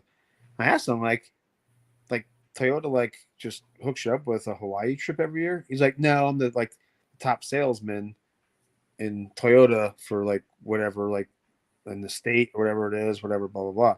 I'm like, oh wow, and like yeah, he was like number 2 per capita car salesman, right?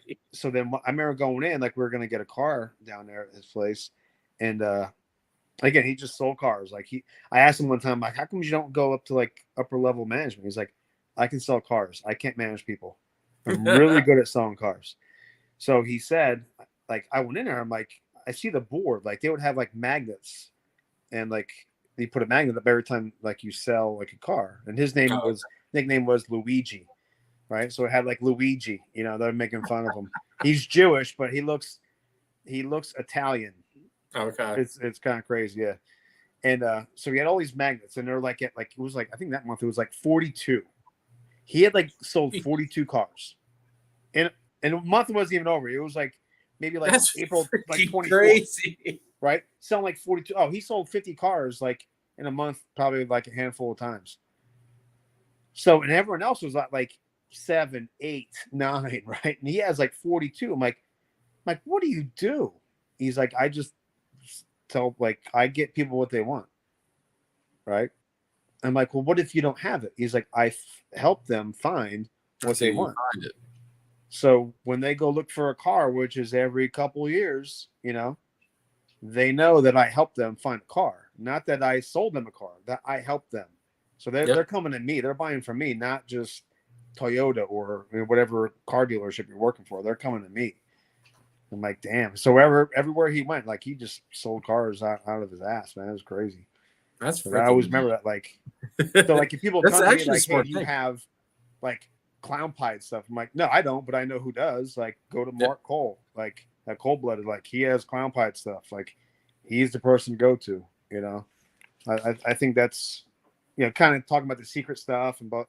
I don't know. I think it's just good to help people. No, I agree completely. And look out for other people before yourself. 50-50. I mean, like you gotta look out for yourself too. I mean, but still, the people are going to remember, hey, Chad helped me do this. I'm going to give it to him and say, hey, do you have this? If not, anybody.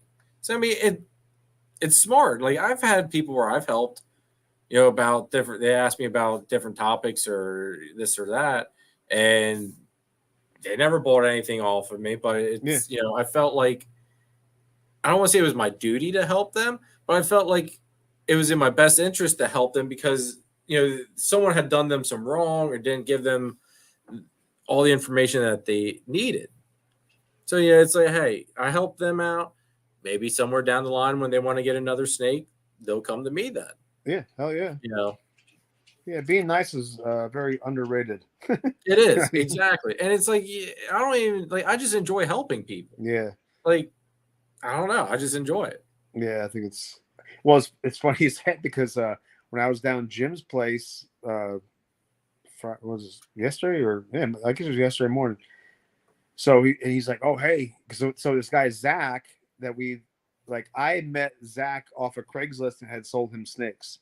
Okay. This was when I was first into it. I had like a pastel yellow belly female. I'm like, oh, I'm going to sell it to then buy like into clown and blah blah blah.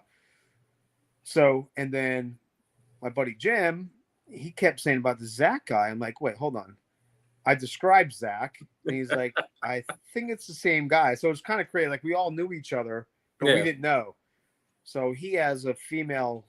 So Jim has a female Zach down there. It's a clown. I forget what else it is. It might be clown hypo female. Oh, okay.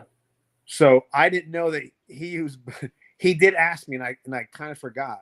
Like because I said, hey, if Zach has something down there too. He's like, oh, he has this and that. I totally forgot until I was down there. He's like, dude, I think she's ovulating right now. He's like, that's the one that you're boys to. I'm like, oh shit, I totally forgot about that. So it is what it is, man. Like, hey, that's cool, Oh yeah. We don't have like some, we don't have like a breeder loan contract or whatever. I'm like, hey, if he wants to throw me something, he can throw me something. If not, that's cool. He'll get further ahead and he'll be making something later, and maybe he'll be like, hey, you help me out. Let me help you. Yeah. I just think it's a smart way to do business, Oh no, I do agree with you on that one. I mean, eventually the karma will come back around to you. Jaffe wants to know what your favorite project you're working with or want to work with is. Clown Pied. I think Clown Pied's like, we're not done producing awesome clowns yet. Like we haven't seen all the clown combos yet. Like, my god, no. And then the pieds, and why not mix them? I just love Clown Pieds. I love the double recessive and triple. Like, I don't think my brain has even wrapped around the triple recessive yet. Like, but just even hitting just the single recessives. Like, I think it's so cool. Like, it's like this hidden like key, and you don't know. You might hit one like they're so different too than like the normal codoms, like the regular codoms, and they're just I don't know. It's so cool. Then you hit like a double recessive. I can't even imagine what that's going to be like. But, oh, dude, it's gonna be cool, man. It's insane. Like all of this, like just seeing how everything interacts, it's just mind blowing. Like you said, you never know what you're gonna get. It's like a key. You open the door. What's behind that door? Yeah. My goal, like you're talking about projects. I want to have. It'd be great to get to a point. Well, eventually it will. Like where everything's visual recessive of something. Yep. And then everything's going to be, recessive het something. Then, or double het at least. And then it's going to be double visual, and triples. And I just, that's what I think is cool. But I also have like, I have like that super pastel sapphire to the super Richie. And I think there's always going to be those codoms that you're going to, find and mix, and you don't have it into that yet, that you're going to have to, because there's different ways to do it. Like you can het them up right away and then mix them, or you can build your codoms and then throw make hets, and then you're going to have multi hets, Yep. So, and even like het males, het to het, man, it's, you can, I went head to head, I get hit 3 of 8, See, I'm hoping that's the odds I have when I do my head-to-head, because it just, I don't know. I'm kind of scared. I'm hoping that I at least hit one. We'll see. No, you don't have any eggs, though, right? No. Gotcha. Yeah, because the female's growing up still. She's Yeah. from last year's clutch, so That's right. the way she's growing, I'm hoping next year. I'm hoping. We'll see. But she's packing on size quick. Get greedy though, man. Not just one. You want like 4. Well, see, I don't want to be greedy though, because the second I get greedy, that's when the odds gods turn around. No. Jeremy in the nuts. You got to out trick the odds gods, man. You'd be like, I want like out of head to head, I want to hit like 4 out of 8 eggs, and then when you only hit 2, it's like, all right, well, I hit 2. I'll take that. Yeah, like that's what I was supposed to get. So, See, I do like that way of thinking. Like I don't know. I just put I think of that stuff, man. Like you get what you put out. If you're an asshole, like, and you're a jerk to everybody, you're gonna get like just bad stuff. It's just bad living. What's that called? Oh man, I always forget the name of it. Like when people like, it's not the power of positive thinking. It's my wife always calls it just positive energy. Yeah, it's oh my gosh, what is that called?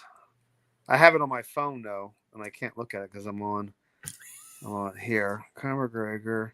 He always puts out, oh my gosh, positive.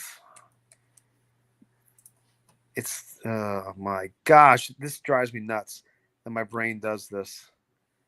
What's up, Kai? Thanks for tuning in, brother.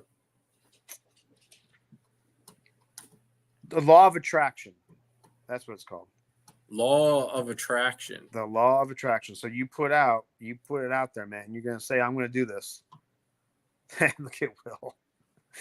I'll try it. I'm gonna hit 6 double visuals. Hell yeah, man. That's what that's what you got. Oh, look at Danny. Man, oh man.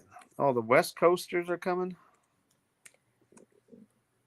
I'm surprised. I always like seeing Kai there in the chat, because Kai's helped me out a lot there in the in my early, like with my one clutch. He helped me out big time with That's it. awesome. So, I always appreciate seeing Kai there, because Kai helped me out a lot. Danny, thanks for tuning in. You brought a crap ton of people in here, Chad, that I have never seen in my chat. So I'm greatly appreciative of everybody tuning in. Will's even in here. Thanks, Will, for tuning in. If nobody's either subbed to either myself or Chad, hit that sub button, hit that like button as well.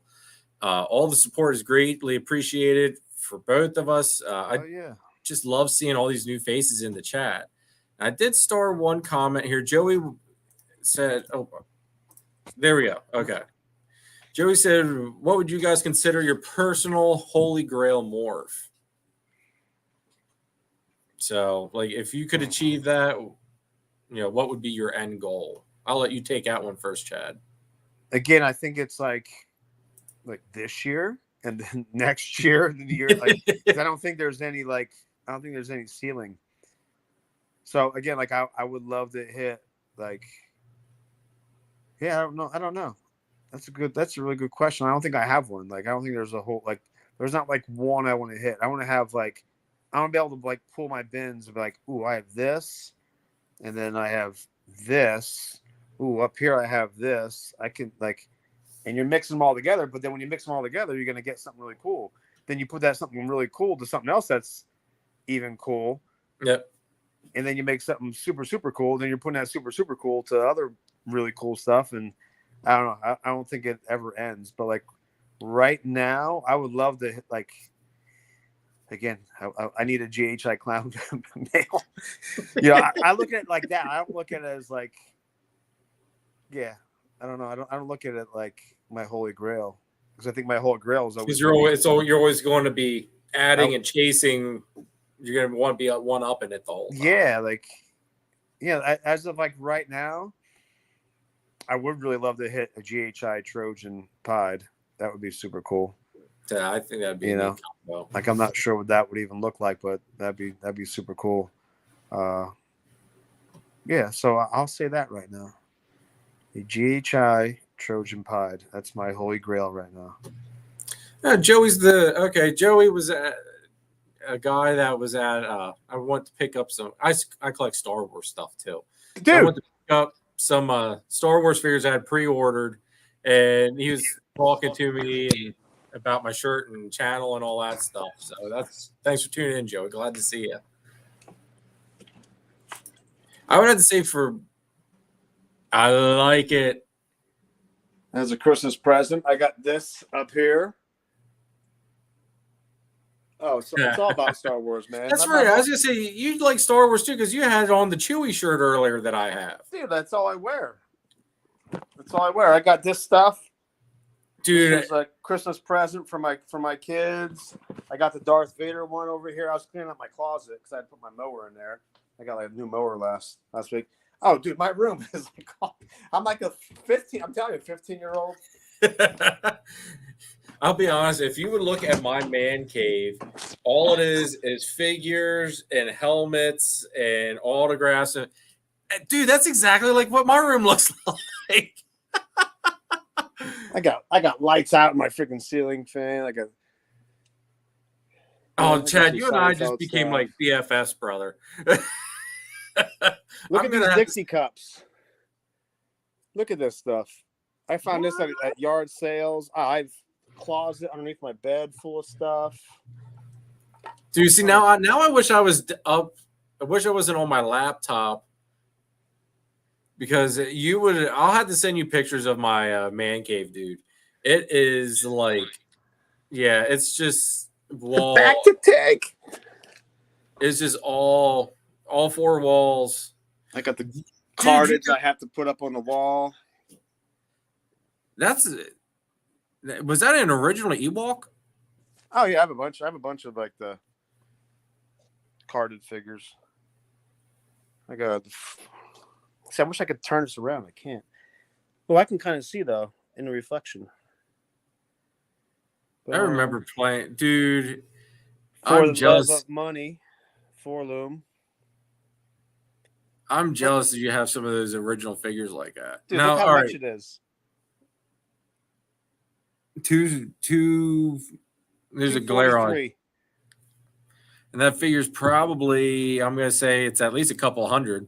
They're probably like 100 a piece. Oh, okay. No, you don't have a FET, do you? No, I don't have an original. Well, I mean, not on card. Oh, okay. Yeah. I say if you would have a FET original on card, what do I have to do to get you to will it to me? Did I do so? Boba Fett your favorite? Oh my god, dude! I love Boba Fett. I've met Jeremy Bullock several times. I have a whole bunch of. Oh yeah, dude! I've met. Okay, see that's one figure I don't have. I don't have the prototype. Super cool, man. I have the Black Series prototype, but I don't have the Vintage Collection prototype. Check this out. Okay, I've got one signed by David Prowse. Yeah, you do? Yep. Sucker, man. Dude, I have everybody ball python wise is probably just clicking off now. Yeah, no, right? Freaking Star Wars nerds. All right, I have. It's a Vintage Collection Empire Strikes Back Boba Fett that is it's got like a foil outline to it, like like the silver outline to them. Yeah. Well, this is like a foil, and I think last time I saw them on eBay, they were like between $300 and $400 just for that figure. Yeah, and I have it autographed. Oh man! So yeah, that's one of my holy grails. And then, I don't know if you follow much of like the sideshow 1/6 or the 1/6 scale figures. No. They're like, I know what they are though. Like okay, I say they're massively super detailed. Yeah, top notch stuff. I went and had the base to my one Boba Fett signed by Jeremy Bullock. Huh. Well, I now joke about it because it's a funny story, but because Jeremy Bullock broke part of my base to my toy. Oh my god! Like the stand, it's from the carbon freezing chamber, so it's got like the pipes coming off of one off of each canister. Well, one of the pipes, he dropped it, and I guess one of the pipes broke off. I didn't realize it till I got it home. So I just joke around that Boba Fett broke my toy. Damn. God. But yeah, dude, I have so much. Ooh, an original Jabba. Hell yeah. Nice, dude. The Rancor. I remember playing with the ring, dude. This brings back so many memories of just like my childhood. Hell yeah, man. Check this out. I go in my bathroom. Let me see if you notice anything. Dude, that's Oh, how do awesome. I do this? This is crazy. Can make it out the hell. Yep, I see it. The solo and Shower carbon. curtain, man. I got nice. the switch cut, the plate covers. Dude, I love it. I love it. I'm gonna have to send you pictures of my freaking room. Awesome. Hell yeah, the knobs. Oh yeah, I got a little. The kids are like, Dad, we don't. At one point, they were like, Dad, this is my oldest. This is a couple years ago. He's like, Dad, I know you like Star Wars and stuff, but I don't think we really do. So maybe for Christmas, like, not get us like half Star Wars things. All right, I thought maybe you liked them. I wanted, like, when we bought our house, you know, we were putting up curtains and stuff in all the showers and everything, and the upstairs bathroom, since it's like it's attached to the man cave, and it's like, you know what, we're putting a Star Wars shower curtain on there, and you're like, I never shower up there at all. It's actually my son's shower basically, and you know, the only time I ever even remotely see it is when I'm up there in the man cave and I have to go to the bathroom. But it's just the fact that it's Star Wars. It fits. Hell yeah, man. Like, but yeah, dude, let me see, I've got Jeremy Bullock's autograph. I've got David Prowse's autograph. Got the puppeteer for Yoda. I've got the new Chewie. Jonas, I forget how to say his last name. Yeah, like I have so many. Darth Maul. I've met Darth Maul. You like Darth Maul? Oh, dude, Darth Maul's freaking badass. Man, how do you do this? I got some tattoos. Man, I cannot maneuver this. Oh, dude, you got the Stormtrooper, Vader, and Maul. Yep. On the back. That is badass, dude. I got my kids. Yeah. I got my kids' names on my arm. Like, it's my kids' names. Oh, okay. In Arabesh. You know, Star Wars alphabet. Yeah. With the Imperial and Rebel symbol. Nice. Oh, yeah. So I had a student a couple years ago, Trent. First day of school, freshman year, he has this mohawk, like about this high, like that. And I'm like, oh man, this kid's gonna be trouble. Ended up being the nicest kid. He starts talking Star Wars. I'm like, I love Star Wars. You know, this, that. Start talking Star Wars, and he says like how his dad's a big Star Wars fan. Whatever. Yeah. So then, like, the more I talk to him, I'm like, man, no, like he's saying stuff like kind of like you, like, oh my god, this guy's really into Star Wars. Like, he's got some cool stuff. So then I meet his dad, right? His dad is head to toe tattoos, like up his neck, everything. Oh, and wow. Most of them are Star Wars. So guess who is my tattoo guy? It's Kirk Douglas, baby. That's his name. His name's Kirk Douglas. Oh, okay. Like the actor. Yeah, he does. Oh man, insane tattoos. Yep, he's my tattoo guy. Super nice guy too. That's awesome. Yeah, the whole family. Like I taught like the Douglas kids like all through. Like actually, you know what? I only taught Trent. The other ones I just knew, like we just knew, like, you know, you're like almost like family. Oh, okay. Yeah, it's kind of nuts.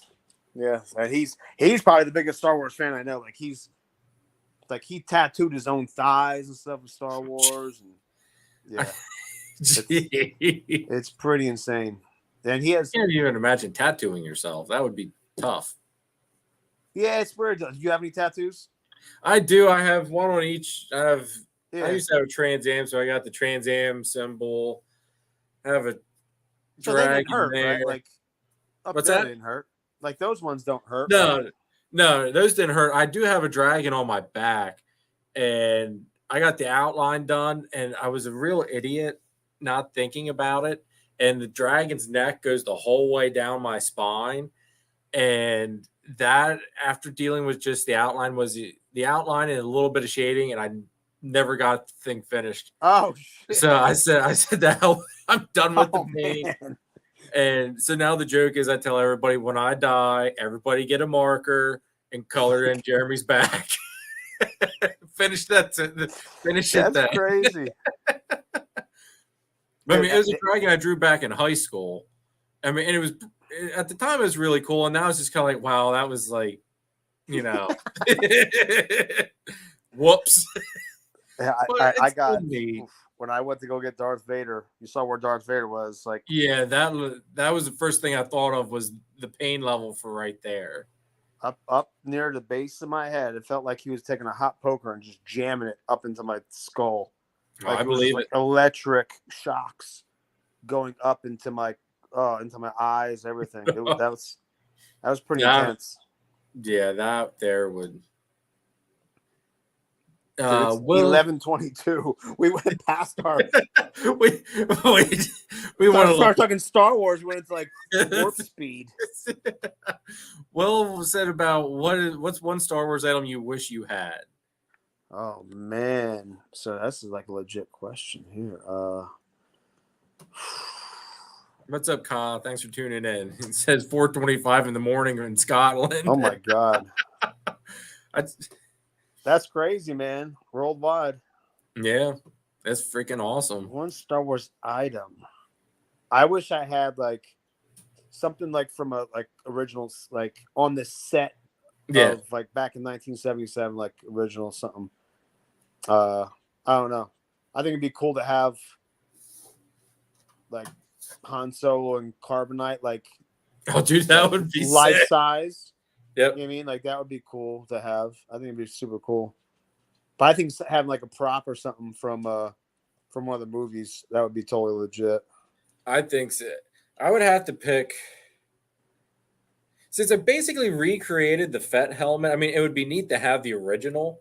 Yeah. But I got like basically what I painted up. I'll send you pictures of it then, Chad. I mean, it's identical to the screen used one anyway. So I had to say I would want the blaster that Jeremy Bullock carried for Fett. They're the the EE3, I think it is. I'd want that just because I think that'd be awesome. Yeah. So do you have Disney Plus? Yeah. All right. You watch Mandalorian and Boba Fett, obviously. Yep. Did you see like the behind the scenes when they had like the Boba Fett day out in California and stuff before Empire came out? I think I did. I know I watched something. I think it was that. It was like, a little mini. That was really cool, man. That was super cool to see like the behind the scenes, like why Boba Fett, like yeah, I thought it was super, super cool. Oh yeah, I had to laugh because my wife she knows my obsession with Fett, and she goes, "I don't know why you're so obsessed with him." She's like, he only says like 2 lines, and he's only got maybe like a minute total of screen time throughout 2 whole movies that he's been, or I guess technically 3 if you include the the special editions, because they added him into A New Hope there. Gotcha. But it's like she goes, and then he dies really stupidly. And I told her, I was like, he didn't die. He didn't die. Yeah. And she could argue with me for years. She goes, no, he's dead. I was like, no, he didn't die, darn it. He didn't die. And then when the Fett series came out, I went up, I started laughing. I was like, I told you he didn't die. Yeah, I love that. I love the new that Disney Plus. Dude, that last episode was epic. Oh yeah, God, yeah. Like, oh my God. That I won't throw any spoilers for anybody that hasn't seen it, but if you haven't watched the Boba Fett I think you deserve to get it spoiled. Oh, dude, You haven't watched it yet. Well, yeah, that's true. If you haven't watched it yet, yeah, you kind of deserve to have it spoiled. Dude, But I can't wait for the next season. I hope I they just do it love next how season. I heard slow they rumors did that it. they were not going to do it. Oh, really? I heard rumors that there wasn't going to be a second season just because of, like, I guess there was a bunch of people that weren't happy with the direction that it went, because I guess like I was kind of expecting it to be, Fett going back to bounty hunting and kind Yeah. of being ruthless and stuff instead of being a crime lord like he became. Yeah. But I did enjoy the direction that it did take, so I can't really complain about it either. The Yeah, only part I did complain about was the Power Rangers scooters. That's the only part I thought that did not remotely fit at all I was like, in the whole series. They could have done something else with that, Yeah, at least just give them normal like speeder bikes. Yeah. Even my son, like, he's behind on watching it. I think we just watched the episode with the speeders in it.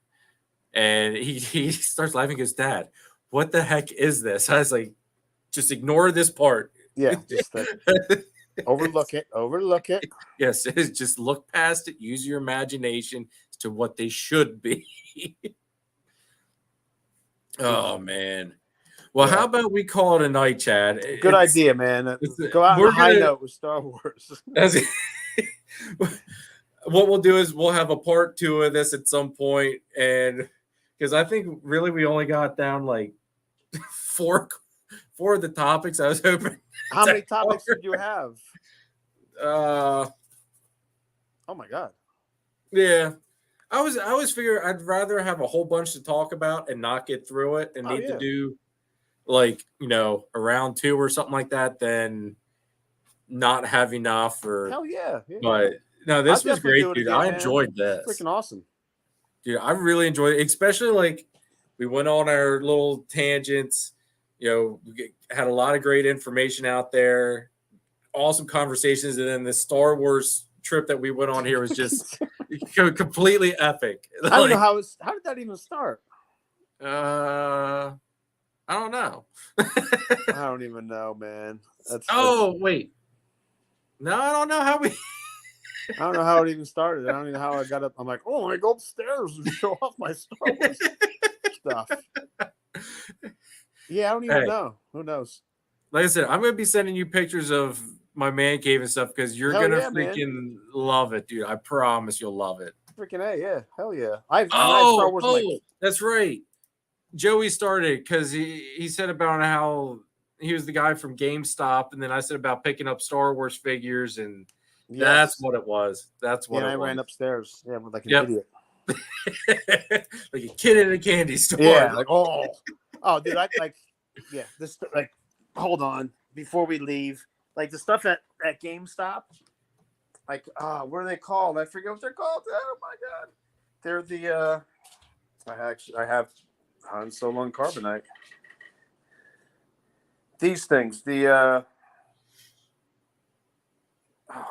metal, they're metal. Oh. Yeah, they're so cool, man. I forgot what they're called. There's some pins or something like that. Like they're on the back, they're like pins, but you could also like stand them up. Yeah, Han Solo and Carbonite. That's cool. I love these things. They're so cool. Do you have any others? Oh yeah, I have them. Yeah, I have them upstairs. I'll have to show. Oh, okay. And check this out real quick too. I have to show this. I got to show this. So it's a music box. Okay. And you open it up. Hold on, and I'll play it.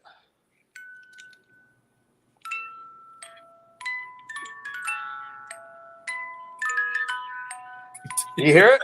Yeah, that's awesome. Isn't that crazy? Dude, that's awesome. I like that. See, it's little knickknacks like that. See, and when we were, you didn't go down into the gift shop there at Shady Maple with us. You should have went down there, dude.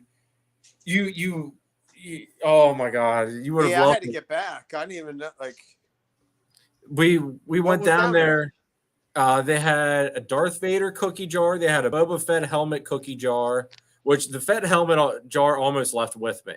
Oh, If it wasn't for the fact it's like 70 some bucks, I just couldn't justify that for a cookie jar, especially since I was going to Comic-Con like the next week. yeah. They also had, it was some really neat picture frames that had it was like a little either screenshot of the movie or like the movie poster itself. Yeah. And then they had what was supposed to be an actual clip from the film reel. Oh, wow. So that was a really neat thing. Now, I doubt it was the legit reel itself, but it was probably a backup or, something like that. But it's still a neat thing. Yeah, I think they're cool, man. So it was a neat little stuff like that. Damn. Yeah. Yeah. Someone in the chat actually got me that little music box. Oh, really? Randomly. Yeah, I got this package in the mail. I'm like, what the hell is this? I'm like, what? And then saw who sent it. It was very nice of them. That's freaking very cool. nice. Oh, yeah. Very nice. See, I don't know if you've ever watched Paul from New Forest Morph's channel. He's a big Star Wars guy, too. Mm-mm. Who is it? Paul from New Forest Morphs. He's over in the UK. Oh, okay. He's a big Star Wars guy, too. New Forest? New Forest Morphs, yeah. I'm going to put it in here so that I can go add him. Yeah, he's big into Star Wars as well. I was on his live a couple months ago, and we got on the Star Wars. I showed off my one helmet, and actually, maybe I might showed off two helmets. I did pick up that the Black Series EFX Dark Saber. Like I just got that like right around that time, so I was showing that off. Oh, we had a really nerdy lightsaber battle. It was epic though. It was fun. I didn't care how stupid I looked. I had a blast. It's not nerdy. It's Star Wars. It's a lifestyle. It is, man. God. I have students saying, use the Force, Mr. Richie. Like, oh my God. Like, if I'll be frustrated, like, use the Force. Like, oh, be quiet. I know. Yeah, like, you can't say try in our class. Oh, yeah. Like, oh, no, you can't say that. You can't say it. Like, do or do not, man. There's no try. Hey, it's true, though. It is true. Yeah. Like, you're either doing it or, like, you didn't try your homework. It's not like you were like, oh, I can't do it. No, like you either did it or you didn't, Yep. So, all right, brother. Yeah. Thanks for having me on, man. I appreciate it. I do. Thank you for coming on. Like I said, we're going to have to do a round 2. Judging by how this went, we're probably going to have a round 3. I know, man. This was just great. I had a blast. I'm down with that. Stay on just for a second after we end this. Yeah. Everybody, thanks for tuning in. If you're new to the channel, make sure you hit the subscribe button for Chad and myself.